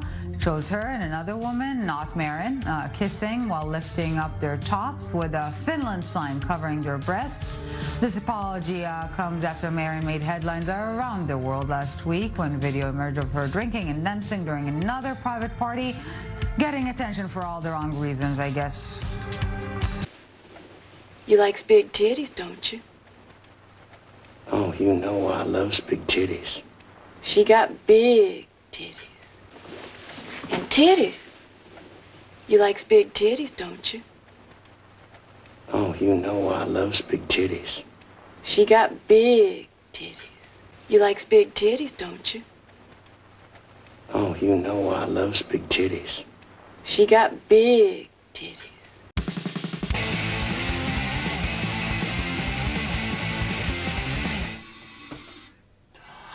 Hey, Manny, I gotta take a bong hit. Okay, hold on. Hello? Hey, Brandon, hold on. I'm gonna take a bong hit. Okay? Yes, sir. Sure will. Hit it. This one's for POS. I'm smoking too, bro. This one's for POS. Aye.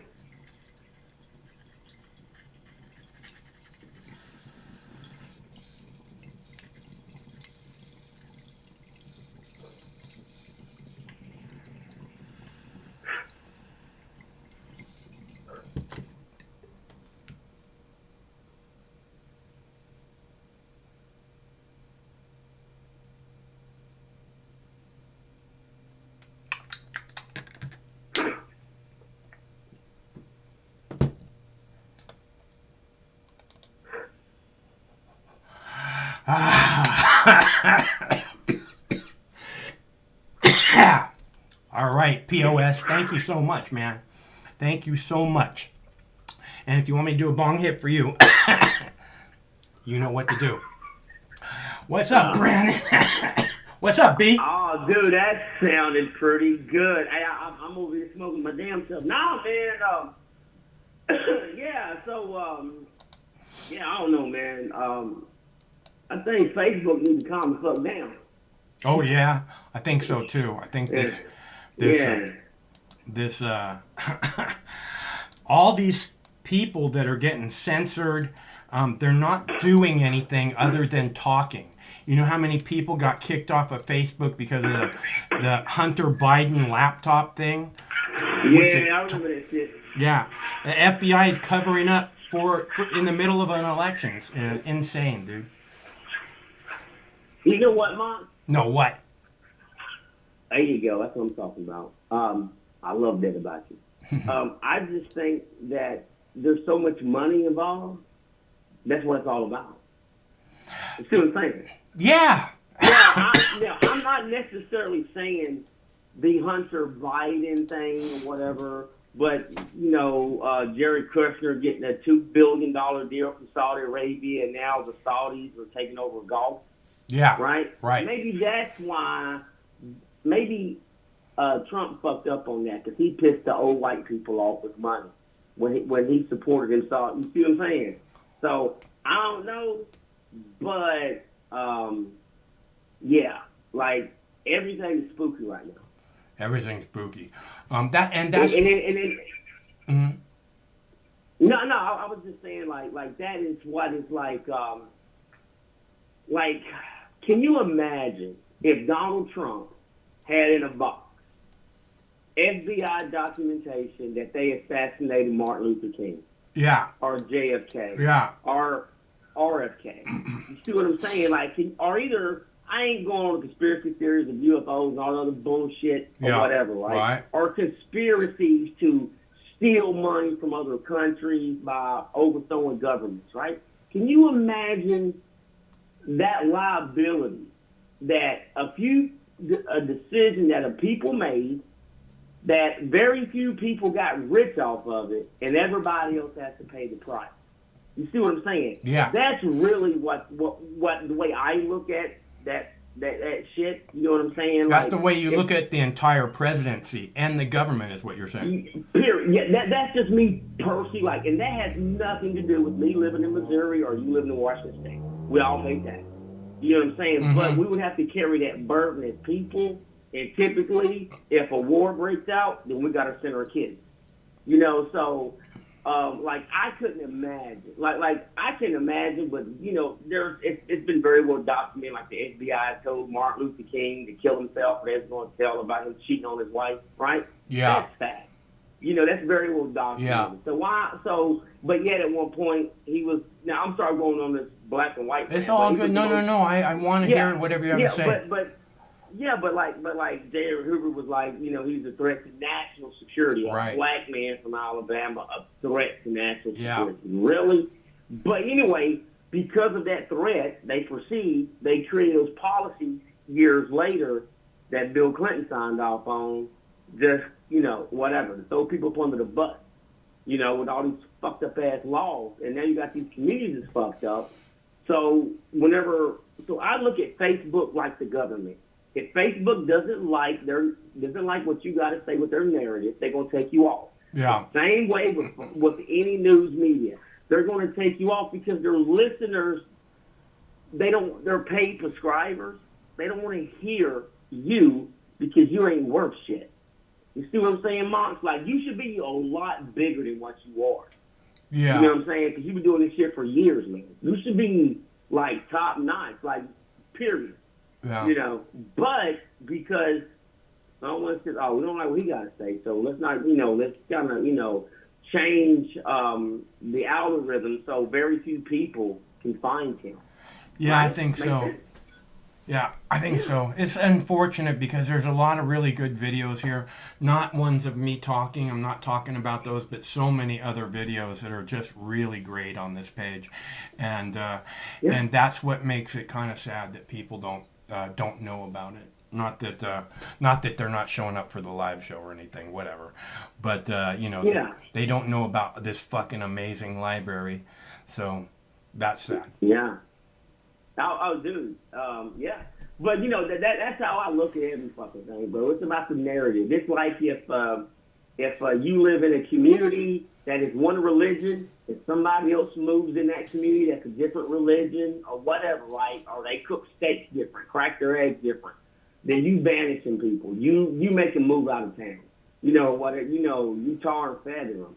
And that's really because people just want to be in their specific groups, and they just want that confirmation bias, Mox. No one really has that, like, wait a minute, that didn't make sense. Let me ask a question. Because they don't want to know the answer at the end of the day. Mm-hmm. And you ask the question, you verify stuff, you research your shit, and you come up with stats and statistics, and you're honest. And unfortunately, they don't want that because they want to control the narrative. I don't do any of those things. I don't research things. I do listen to what's being said. And I was going to ask you about that. I was wondering, are you watching this Ukraine stuff at all? Yeah, you know what, Mox? Again, you have to get out of not you per se, but you got to think outside what's better for everybody. Okay? And honestly, that's it. Period. Like, the only people who's really going to suffer because of that war in Ukraine is like the people who would typically have those grains and harvest them, and those imports, right? Yeah. Because and those are the ones who are going to suffer because now everybody else has to jump through hoops to ship grain to those countries because where they live at, whatever. It don't rain, blah, blah, blah, blah. You know where I'm going with it. There's a whole bunch of reasons the world is hungry. Whole bunch of reasons. Go ahead. Yeah, exactly, right? So therefore, you got two people say, you know what? We can have a war for however long until we, okay, let me back up. Mock. Every American soldier who's died from small arms fire was pretty much from a Kalashnikov, a Russian weapon, made in Russia. So I don't really give a fuck about any Russian or that entire country, period. And that's personal. Okay, I knew guys who got killed with 7.62 from Kalashnikov. Yeah. Those are Russian weapons, and Russia's just like America. They sell weapons just like we sell weapons, right? And we combat that. That's a personal thing. But, it is what it is. I honestly have no problem funding us supporting Ukraine because the Russians don't know what to do. They're getting embarrassed, mocked. They don't really have an army. They don't, okay? Yeah, but I heard they're like massing like 300,000 troops on the border. Mock. Yeah.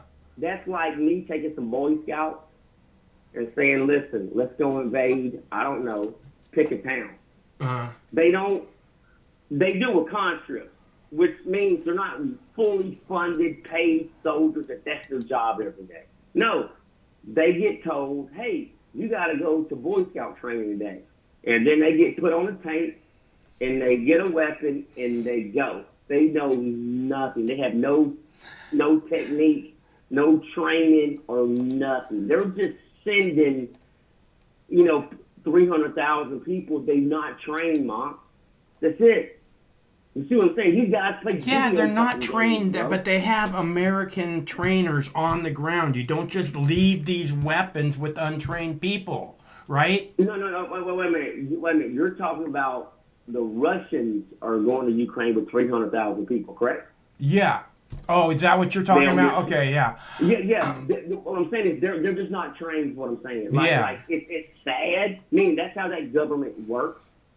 Because with all with all the damage that they've done so far, it seems like that kind of like reinforcements will double or triple their efforts to make happen what they're wanting to make happen. Listen, this is the thing. They're not really trying to occupy land. right? So let's say if I want your house, why would I blow it up or shoot it up? I would just come and take you away from your house, but I would do whatever I had to do to get rid of you, right? Yeah. But to still keep as much infrastructure as I could, correct? Yeah. They're not doing that. The Russians are just trying to destroy everything. Yeah. They're not occupying it.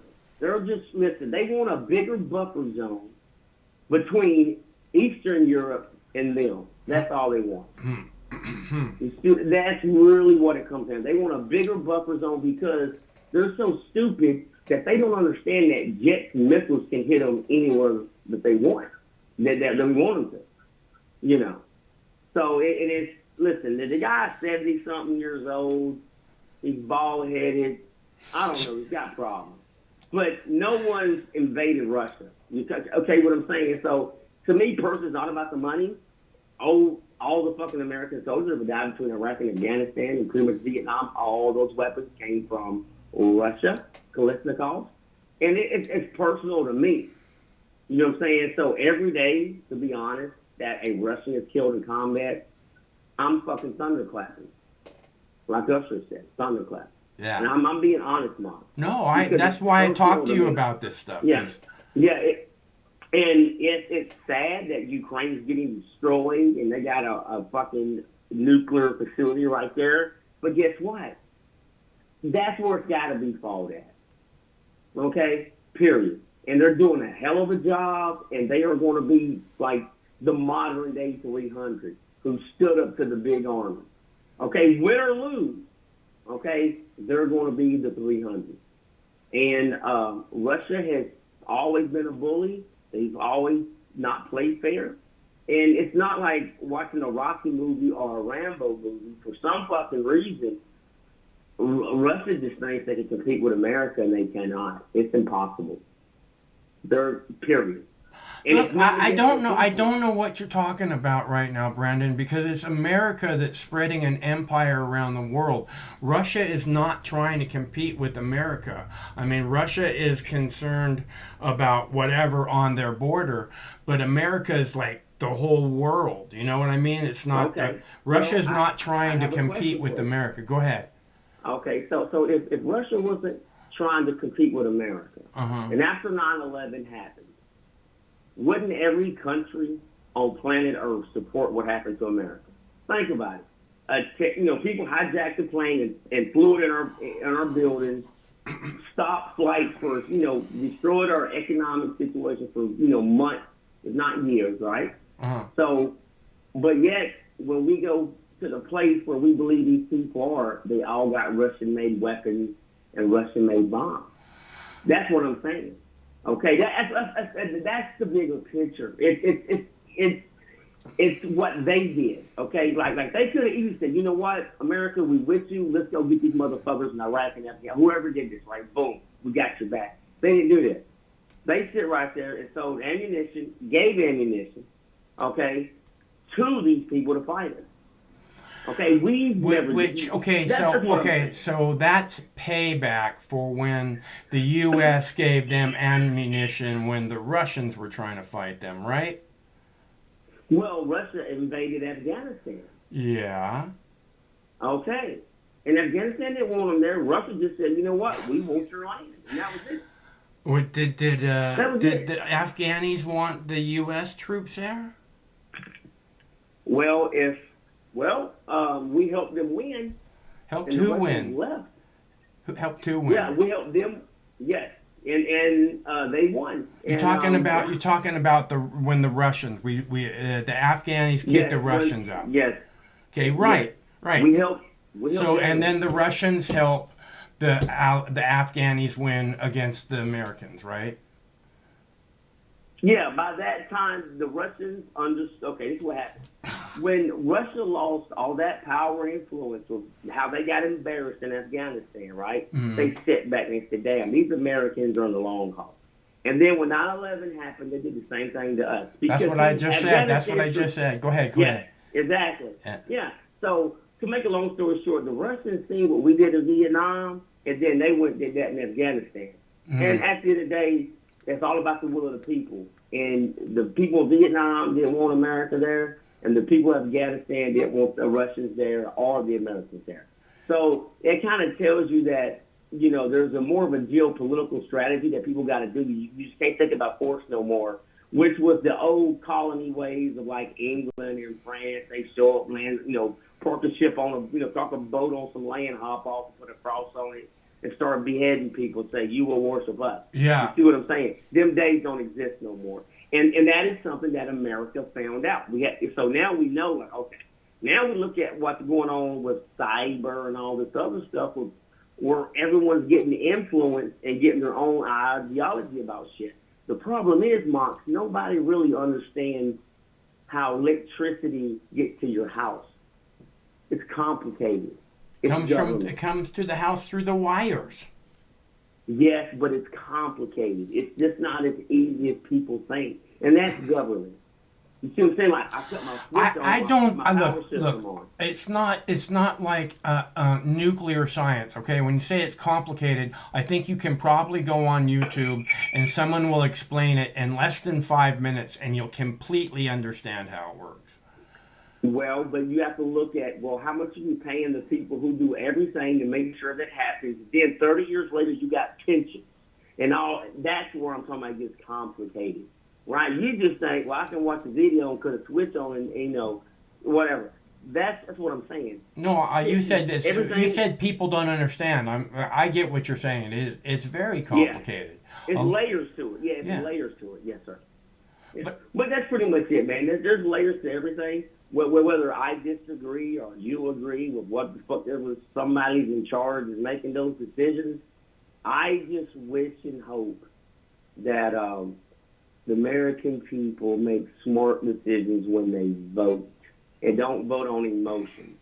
That make sense? I wish that they could make smart decisions also. All the time. So I you know, at the beginning, you were saying that. What were you saying? Damn it! What were you saying at the beginning? About the Facebook thing, right? Oh no, you were talking about. Weren't you talking about Donald Trump and the files that he might have took about like RFK and stuff?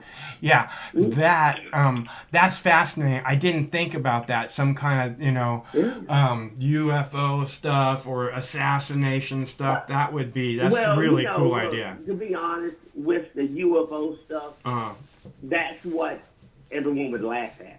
Right? Yeah, but if you're right. You bring out documentation, right? You bring out documentation where there's a memo signed by J. Edgar Hoover, saying like, hey, kill this dude. Right. Right? If it's anybody, if it's any fucking body, let's just say it's the guy who works at a gas station. Yeah. That means, damn, like they got the power just to ghost you, get rid of you? What? So that's where people are kind of frustrated and don't believe the government anymore because they don't know what the fuck to think no more. Yeah. You know, like, listen, look, I've been paying attention. I don't know if you talked about it with that Breonna Taylor case where that cop just pled guilty.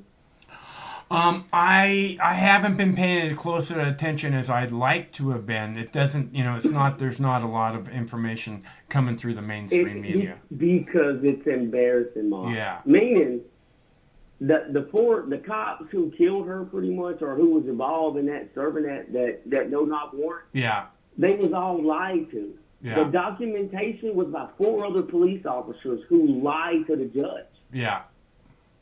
That's what cops do. That's what cops do. Yeah. And then, so there was 3 male cops and 1 female cop, and they're all white, of course. You know what I'm saying? Yeah. But anyway, the female pled guilty. She pled guilty like 2 days ago. Yeah. And she's turning like federal evidence to all the other police guys because she can't do no time. But the city of Louisville paid that family $12 million. Now the taxpayer, and I'm paying a cop that lies and fucks shit up. Well, my tax dollars got paid $12 million, motherfuckers. Now, bitch, you going to jail. Yeah. Period. You know what I'm saying? But that's how if you kill someone, nobody else is going to just walk away after they kill someone like that. You know, that was complete negligence. That was complete negligence. But the thing is, though, these 4 officers wasn't the ones in the raid. They just lied, gave the paperwork to somebody. These 4 cops or whatever, you know, like, hey, go kick this door in. So it's totally not on those cops. I mean, like, they did their job. It went wrong, whatever. They was thinking, hey, is a drug dealer here? Pop, pop, pop, whatever, right? Yeah. And it never was that. The guy they was looking for or whatever was already in jail. So this shit was just fucked up. Like, meaning, like, let's do this to make our career look good type shit. And it backfired and shit went south, right? Someone got killed, you know? Yeah. So that's what's fucked. I mean, like, you gonna do this shit to the American people, make your career look good, but you know what? Generals do it, and so do politicians. So it's everybody in fucking government. Unfortunately, bro, we just don't have good Americans that are willing to get in those positions and do what's right, period. I think there's a lot of people who wish they could, but it's like it costs too much money in a lot of places, you know. They don't have what it takes just to get started. Well, Mark, I mean, you've been in this game of, you know, for a long time, and I think it's about who you sell your soul to, Mark. Think about it. You probably could have sold your soul 20 years ago, right? A lot of people have asked me to sell out. I remember I was talking like about 3 or 4 years, maybe 2 years ago. I was talking to this guy who calls himself a spiritual healer online, and I was talking to him about different things, and he looked at me and said, "Don't worry, you'll get your chance to sell out." I was like, dude, I've had like 20 chances to sell out. That's not who I am. You know? Yeah, Mark. And the thing is, there's so many people who are willing to sell out. You know? It's the only way to get famous, it seems. Go ahead. But you know what, though? I don't really look at even trying to be famous. You will have people who will sell out whatever just to get a 25% raise at their job. Oh, yeah. People are very cutthroat these days. Go ahead. Yeah, man, and that's it, bro. Like, you know, that's all, man. It's good to talk to you, and that's it, Mark. But look, dude, keep doing what you're doing, and sell out so you can get famous, so you can have your own TV show, and I can call in. Okay. You know what? I'm as famous as I want to be, bro. Well, listen, Mark. I don't know what you got to do, but let's make it big, bro. So all your friends, all your fans can call in. And you on the big stage, right? I just come out here to talk with you guys because it's nice to have It's nice to have a conversation. It's important to have a conversation. I don't know. I see people talking, doing the live show and talking to the people in the chat, but I don't think it's the same thing as, you know, having a voice-to-voice kind of conversation in any way. Well, you know what, Monty? What I will say is, there's other podcasters that I listen to, and some you can call in and talk to, right? Yeah. But what I would tell you is, it's like, all right, caller, what's your name? Where you from? What's your comments? Right? Mm-hmm. Like you pretty much almost know, you don't know everybody, right? But like you have that connection, and you pick up the atmosphere as soon as you hear someone's voice. You know who it is. Mm-hmm. You know what direction they're going, right? You know a troll from somebody that's passionate. You know, it's stuff like that. Yeah. And it's a matter of listening. Honestly, I can hear so much shit just in their voice, let alone what they're saying. Hey, Mox, I'm a gamer. You know, I play PlayStation. Right you know on. What I'm saying? Right on. And hashtag this. Y'all send Falcon Jackson a friend request on PlayStation. There you go. What are you playing? Anyway. What are you playing? No, I play on PlayStation. But anyway, no, but what are you playing on PlayStation? Oh man, I play everything, dude. Oh, is that right? And what was right now? Yeah, go ahead. No, it's Falcon Jackson. One word, Falcon Jackson. But anyway, but listen, Mark. Like what you really do is you kind of see the climate of the direction it goes, and you listen, and then you ask questions. You know what I'm saying? Like, just how you asked me about, like, hey, that thing we talked about earlier, like, Ukraine. You know, you went back to that. That is like a skill that most people don't have who just want to run their fucking mouth and talk. Especially most people who just had 3 bong hits. Yeah, dude, you're fucking good at it, bro. You know, so it's like sometimes you go back and you say, well, you know, blah, blah, and I'm like, shit, I forgot. Well, okay, got him, boom. You're really good. Like, you're a good interviewer, bro.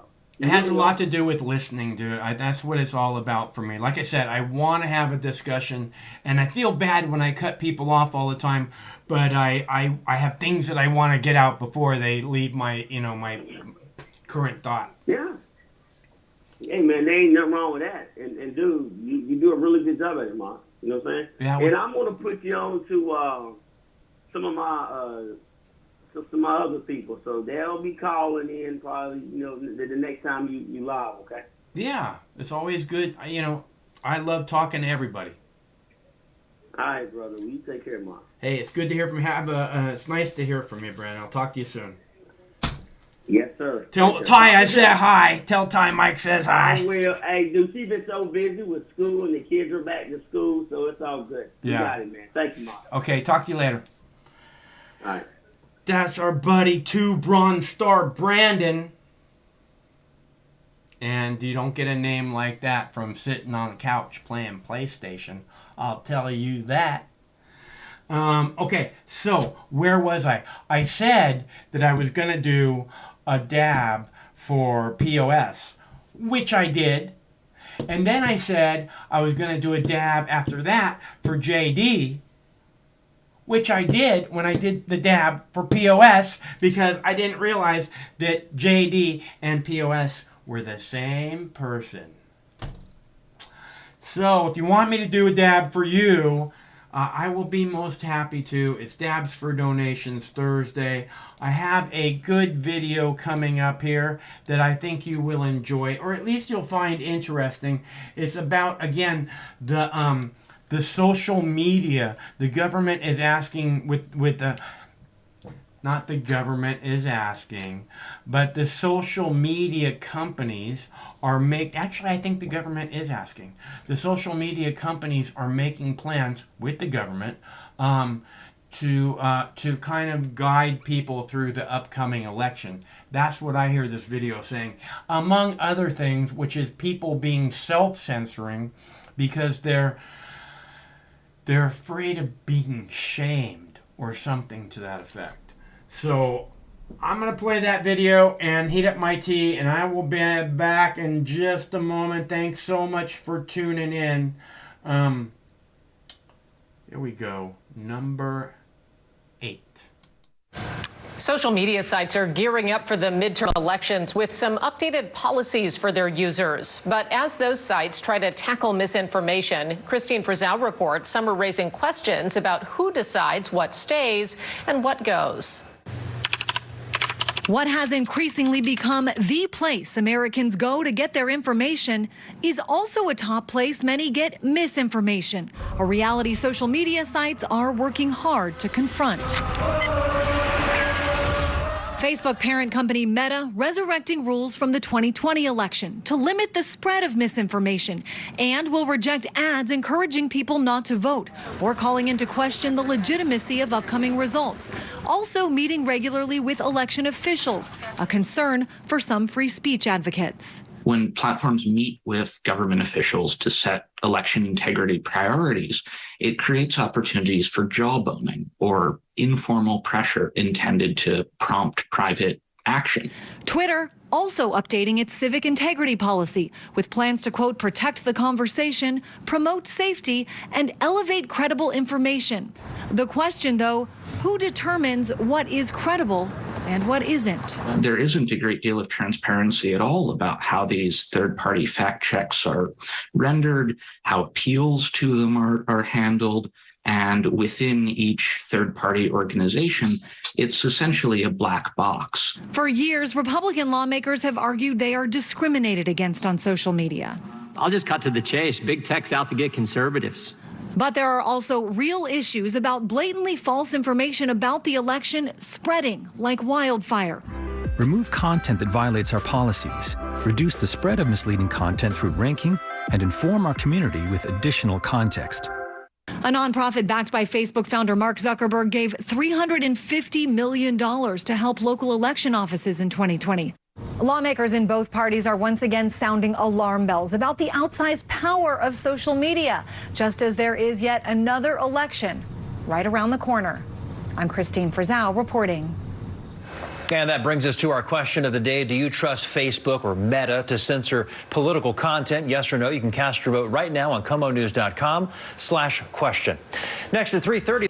A new study finds Americans are censoring themselves on how they really feel about hot-button issues. Take a look at this chart. CEOs going woke on social issues. Schools focusing on racism too much. Mask effective stopping COVID. People would publicly say they agree with each of those seemingly popular stances, but privately, they're not so sure, but it's uncomfortable out there, Greg, in the world. You got to self-censor. Well, here's the deal. Self-censorship is part of life. If you said everything you thought, you would be me, and it's not pleasant. It's not pleasant to the people around me. It's getting me in a lot of trouble. So it's good, but that's being polite, right? Having manners, but also not calling out people.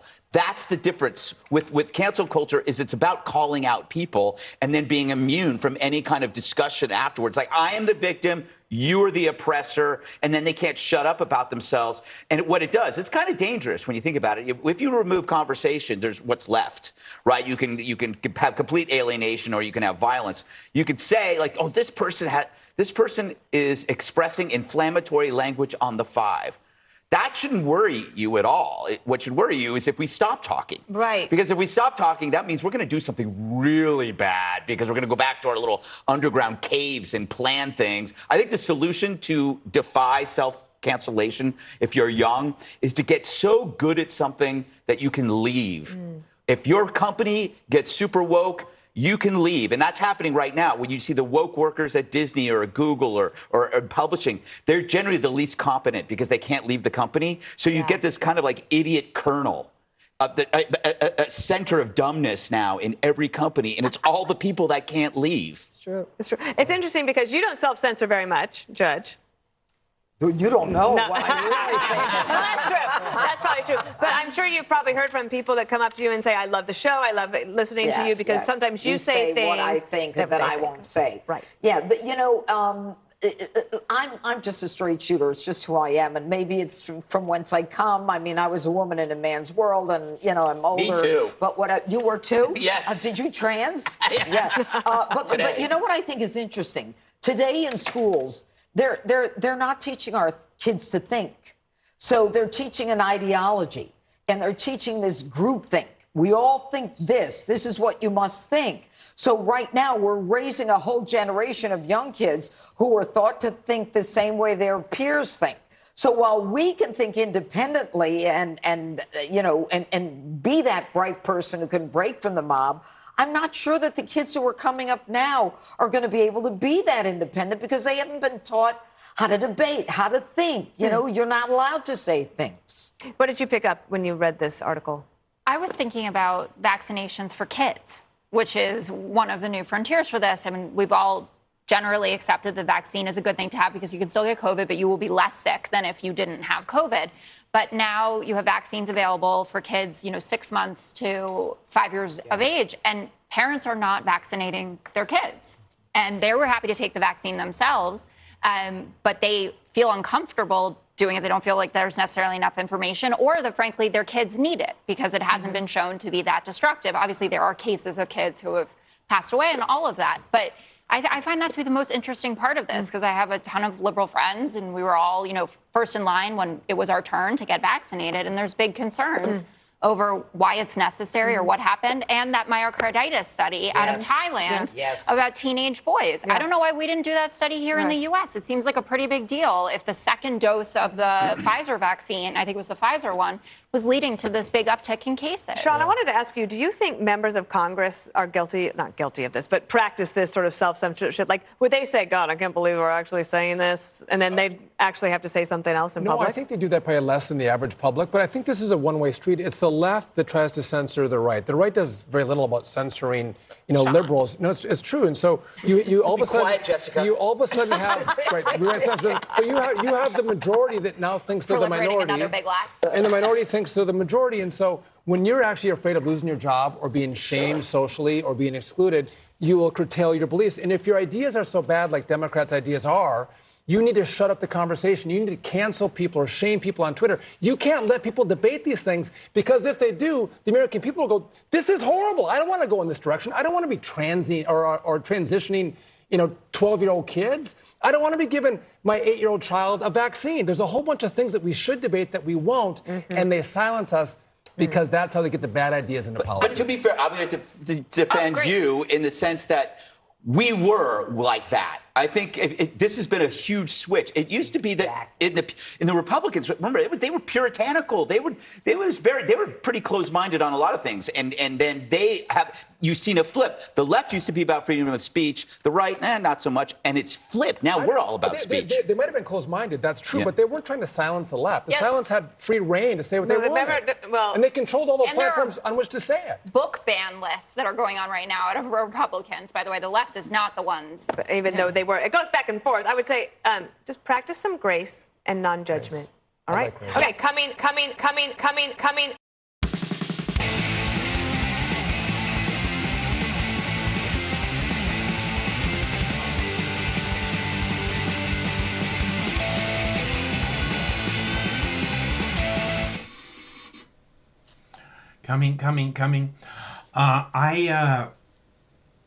I have one video left. Which one do I have left?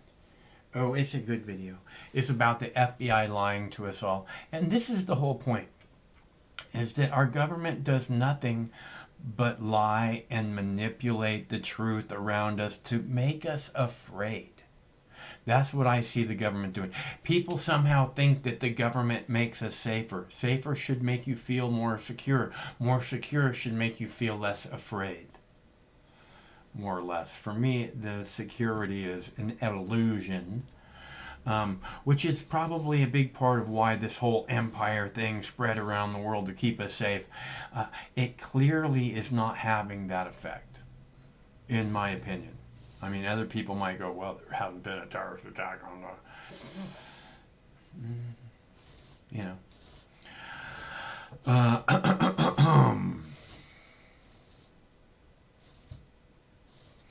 So, I have one video left. Should I play that? Anyways, I'm just making the point that it's not Donald Trump. It's not Donald Trump.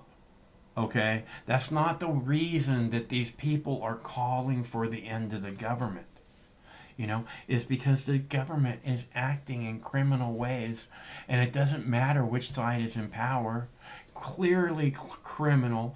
Clearly doing their best to take away more and more freedom every single fucking day that they work, which isn't that many days, but every single day for you, your freedom is taken away. That's who this government is. So it makes sense that people would have a problem with it. And it comes back to a couple things. Number one, the government is about free speech. If the government can't handle some criticisms, then there must be something wrong with what the government's doing. Because if the government's doing something right, the government's doing exactly the right thing, something right, even trying to get it right, they can come out and they can say, look, we've been working on this, and we promise that we will not stop working on it until we get this worked out to everybody's, till we get this fixed. So, but that's not what I see happening. I see just fear, and I don't see people working to fix things. That's what the problem is. I don't know. And that seems like, I don't see people working to fix stuff in our government. Because there's a lot of stuff broken. It just seems like they're working to make the police state bigger and bigger and bigger. You know? And this shit about democracy hanging by a thread. You know, again, I don't think democracy is hanging by a thread. I don't think that's true. What I think is hanging by a thread is the current government that's filled with criminals, that hides behind the veil of democracy. I don't think it's a democratic government, and I think that I think it should be obvious to everyone now. So, if this whole democracy is hanging by a thread bullshit, you know, maybe democracy's not worth it, because democracy can't fucking hold its own. If you can't hold your own, then in a country where it's all about support, you know, oh, we support this side, we support that side, this side's better, that side's better, those are the bad guys, we're the good guys. In a country where it's all about support, and you're telling us that the government is under threat, and you're telling, with this fucking empire, with fucking weapons that we can't imagine, fucking LRADs and stuff, this government's not under threat. It can drop an entire fucking field of protesters in a matter of seconds. Doesn't have to kill them. They'll just fall to the ground writhing in pain. You take a breath.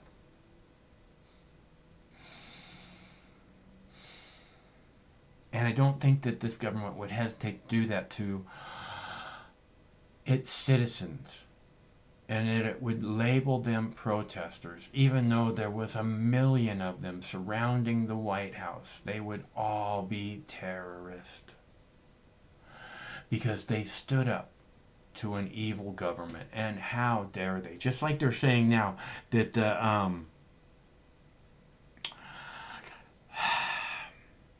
the Republicans are a threat, you know. Again, if there's this, you know, if it's politically active people are a threat to democracy, it makes no sense. That's what you want, is politically active people in democracy. And if you're labeling yourself as a Republican or a Democrat, at this point you're pretty much politically active, because the vast majority of citizens, from what I understand, have zero interest in those labels. And so that would make them, in my mind, much less politically active. I could be wrong for at least a percentage or two of them, but you get my point. If you're identifying like this, then we're not going to fix the problem. But if you realize that, you know, this doesn't matter who's in charge. One side's going to blame the other side, and the other side's going to blame the other side, and it's we're the good guys, and then they talk to these people and tell them the things they want to hear, and then they talk to these people and tell them the things they want to hear. And it's like, oh, these are the good guys. Oh, these are the good guys. But that's not what's happening now, is it?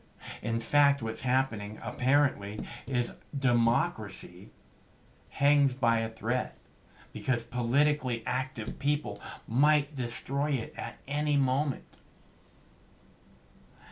Which makes no sense whatsoever. So, I'm going to play a video because I don't have any phone callers, and I talk too much already, even if it's mostly to myself, as far as you know. I'm going to play this video, and I'll be back, and then you're in serious trouble, people. Be right back. What number is that? Fox News alert. Americans can rest easy tonight knowing that 2 dangerous criminals are off the streets and are heading to prison. No, they didn't kill anybody. They didn't rape. They didn't traffic drugs or underage kids. And no, they didn't get loaded and wreck their Porsche. They found Ashley Biden's diary, and they tried to sell it.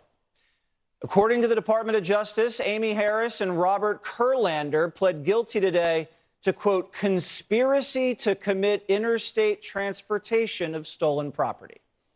That has to be the least used federal statute on the books. But the diary was never stolen.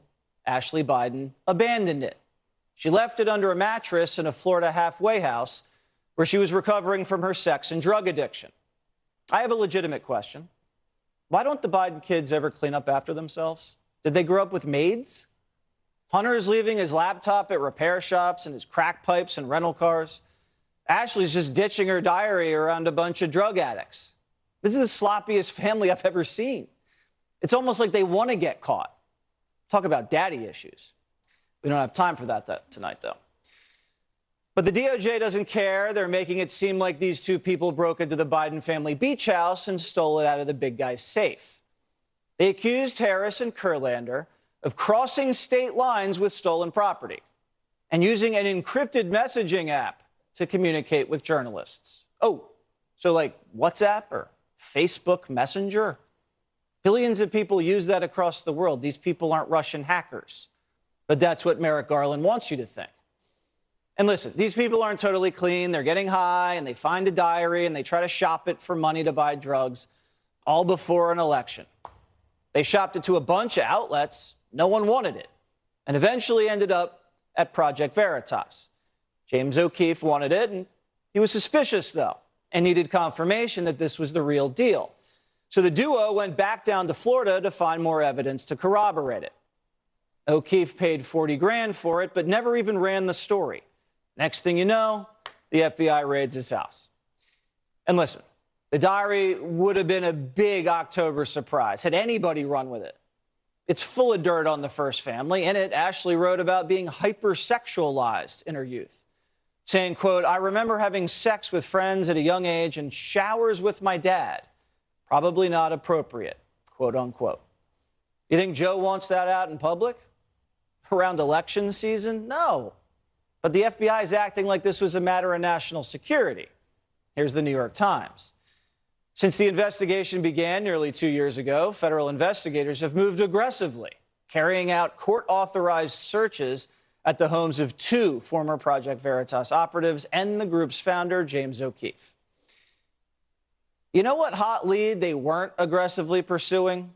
Hunter Biden's laptop, which actually was and still is a major matter of national security. Instead, the FBI did everything they could to bury it.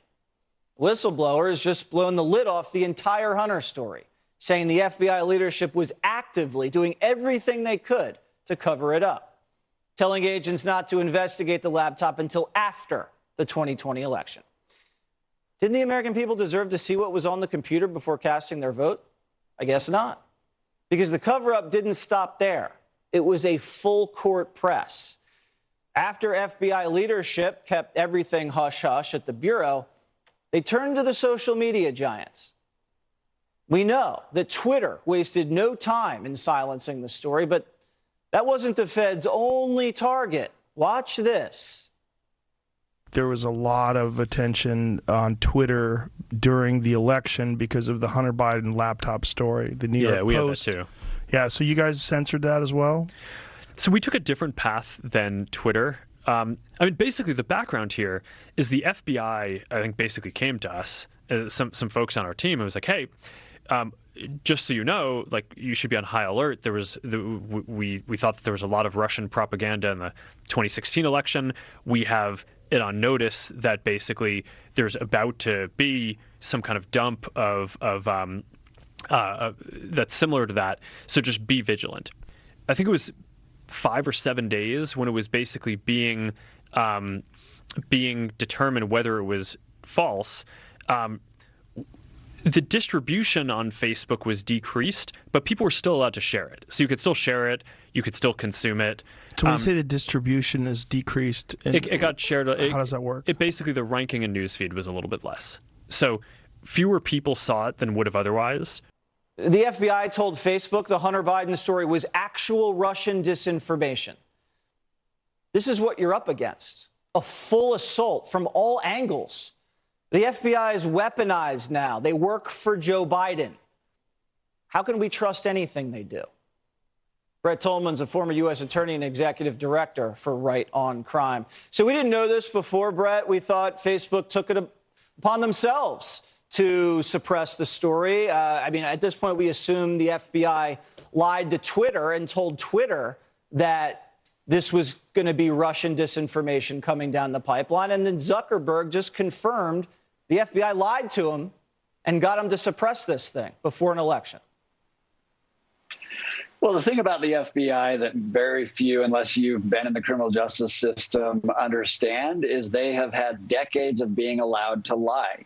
And in fact, Jesse, legally, they're able to lie. That is written into the law that the FBI, when it's engaged in investigations, can lie to individuals. And you see what lack of accountability and transparency and the combination of the law actually allowing them to do these tactics has produced. You're allowed to go to one of the richest men in the world who runs the biggest social media outlet before an election and lie to him to get him to suppress a story to change an election? If they have in their decision-making decided that the greater good is an investigation of Donald Trump or of conservatives and a dangerous policy, and they believe that they have certain statutes that they can investigate as a result of that, then there's really nothing that can prevent them right now in the law from lying, just bold-faced lies. That's why you see things like outrageous conduct that's happening in relation to the FBI and surrounded by, additional people that they utilize, in their investigations, informants, et cetera, who also lie because they have grown accustomed without being held accountable for that kind of activity for decades. The craziest part about this story is they had the laptop for a year. They knew it was legit, and they told Facebook it was Russian disinformation to rig an election. That is criminal. That is interfering in an election, and that is so bad. I'll give you the last word. Yeah, I'll tell you, Jesse, I agree with you because, ironically, this is all coming out of the public corruption units. Yeah, okay. And the public corruption they're ignoring is right there staring at them. This should be the biggest investigation they've had in the history of their agency. Yeah. You have the CIA working one side, right? And then with the letter, and then you have the FBI working behind the scenes with the social media giants. It's insane. Brett, thank you so much. Thanks, Jesse. Well, nobody's gotten to the bottom of 9/11, unfortunately, and they should have. Well, nobody's gotten to the bottom of 9/11, unfortunately, and they should have. Well, nobody's gotten to the bottom of 9/11, unfortunately, and they should have. Well, nobody's gotten to the bottom of 9/11, unfortunately, and they should have. And they should have. New Harley Quinn episode tonight. It's a good cartoon. Actually, I hadn't watched. I watched episode 1, and it was Harley and Ivy on their honeymoon, and there was all this romantic shit and relationship stuff, and I was like, But the last 6 episodes have been wicked cool. So if you like cartoons and you're looking for something to watch, Harley Quinn, HBO Max. This is an unpaid advertisement endorsement. I think I'm out of videos, but I think all this stuff shows why people don't trust government, why people want a better government, why people believe that they'd be better off without a government. I think a lot of people actually believe that. I think a lot of people believe in Uvalde, Texas, believe that they would have been better off without a police department. And that's part of the government. And he was saying, by the way, that FBI agents are allowed to lie. Everyone in the government's allowed to lie. It should be a criminal offense for anyone in the White House, any press secretary, Pentagon press secretary, White House press, the secretaries of the Pentagon, Secretary of State, the police can lie. It's not just the FBI. The police can't, and your neighborhood police can lie all they want, and they do. It's like they're professional liars. I even question if a lot of the time they know what they're saying is a lie or what they're doing is a lie. That's how pathologic it is, right? That's how pathologic it is in there, and it's just like, this is what we do. We lie, we lie, we lie. And again, this is another reason why we have to have a new government or a new form of government. And it's not that we're trying to kill democracy. What we're trying to do is kill an evil government. We're trying to kill a for-profit police state. We're trying to kill a government owned by big oil, big pharma, big tobacco, big alcohol. You know, and the list goes on. That government is unacceptable. And I think that if a lot more people understood that that's who the U.S. government is, it would be completely unacceptable to them also. So that's what I think, and I'm sticking to it.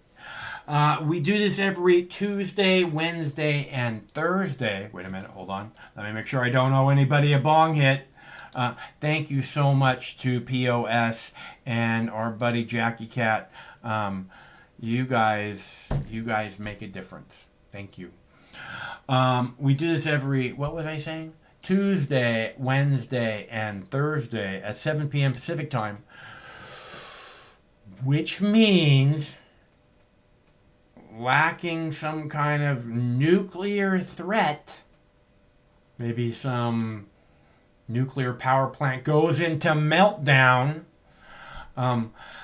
We do this every Tuesday, Wednesday, and Thursday at 7 p.m. Pacific time, which means we'll be back on Tuesday. Same Mox time, same Mox channel. And until then, stay cool, because it's just so much easier that way, people. Don't, it's like this student loan thing. Like I said, you could hear the frustration in Manny's voice, Don't let this government, this evildoers, don't let these evildoers take away from you enjoying what there is to enjoy, okay? Because there is something to enjoy, whatever it is. And it's much more important that you do that than that you spend time being upset by these evildoers, because you're better than to let them affect you in that way. Okay? So stay cool. It's so much easier. Don't forget, it's always better when you're here. I mean that from the bottom of my heart. Sometimes life can be a little overwhelming. Sometimes the weight of the world can be too much to bear. Sometimes you need to stop worrying and take a deep breath. Sometimes you need cannabis. Introducing Brightside, high-quality cannabis delivered right to your door. Brightside offers an extensive menu of strains and products to meet your needs. Choose the experience you want, and we'll send you the dankest herb, the real sticky icky, some top-shelf marijuana. If you like what we send you, keep the whole jar. We'll even include some nugs for you to blaze. As part of Discovery, you'll get to try new strains and products. Side effects may include euphoria, increased appetite, uncontrollable giggles, elevated sensitivity to musical dopeness, and reduced anxiety. Tetrahydrocannabinol may also induce feelings of existential well-being and relentless optimism. With a Brightside subscription, you can get it once a month, once a week, or whenever you want, all at a price you'll like. And yes, this is a real company. Do you know who I am? You're the wizard. Ask your doctor if cannabis is right for you. It probably is. Keep it Brightside. No matter which mouth you feed on a two-headed snake, it still shits the same turd. But lucky for you, you have Mox News. More than 10 years. More than 60,000 videos. Mox News has been filtering the nonsense and illuminating the bullshit from your mainstream media. Turn off your TV and turn on to Mox News. For over a decade, documenting the socio-political events that have etched and carved the pathways that define today's modern mess, Mox News has been providing clarity while faithfully bringing you today's relevant stories 100% commercial-free and subscription-free. And just like Lady Liberty vows to remain free. But at this time, we're asking you for your help, your patronage, and your support to keep the lights on and the videos rolling. For less than 17 cents per day, you can become a basic subscriber, knowing that your donation is truly making a difference that will help continue bringing the news stories that make a difference in your life. Turn on, tune in, and drop a couple dimes today by clicking the link below or visiting moxnews.com and show your support at any level. From a single one-time donation or dedicated monthly subscriber, do it now in less than 2 minutes. All donations are safe, securely processed, and verified using PayPal, Visa, MasterCard, American Express, or Discover Card. As always, we're sure you'll find something of interest each and every day. This holiday season, give the gift of Mox. moxnews.com.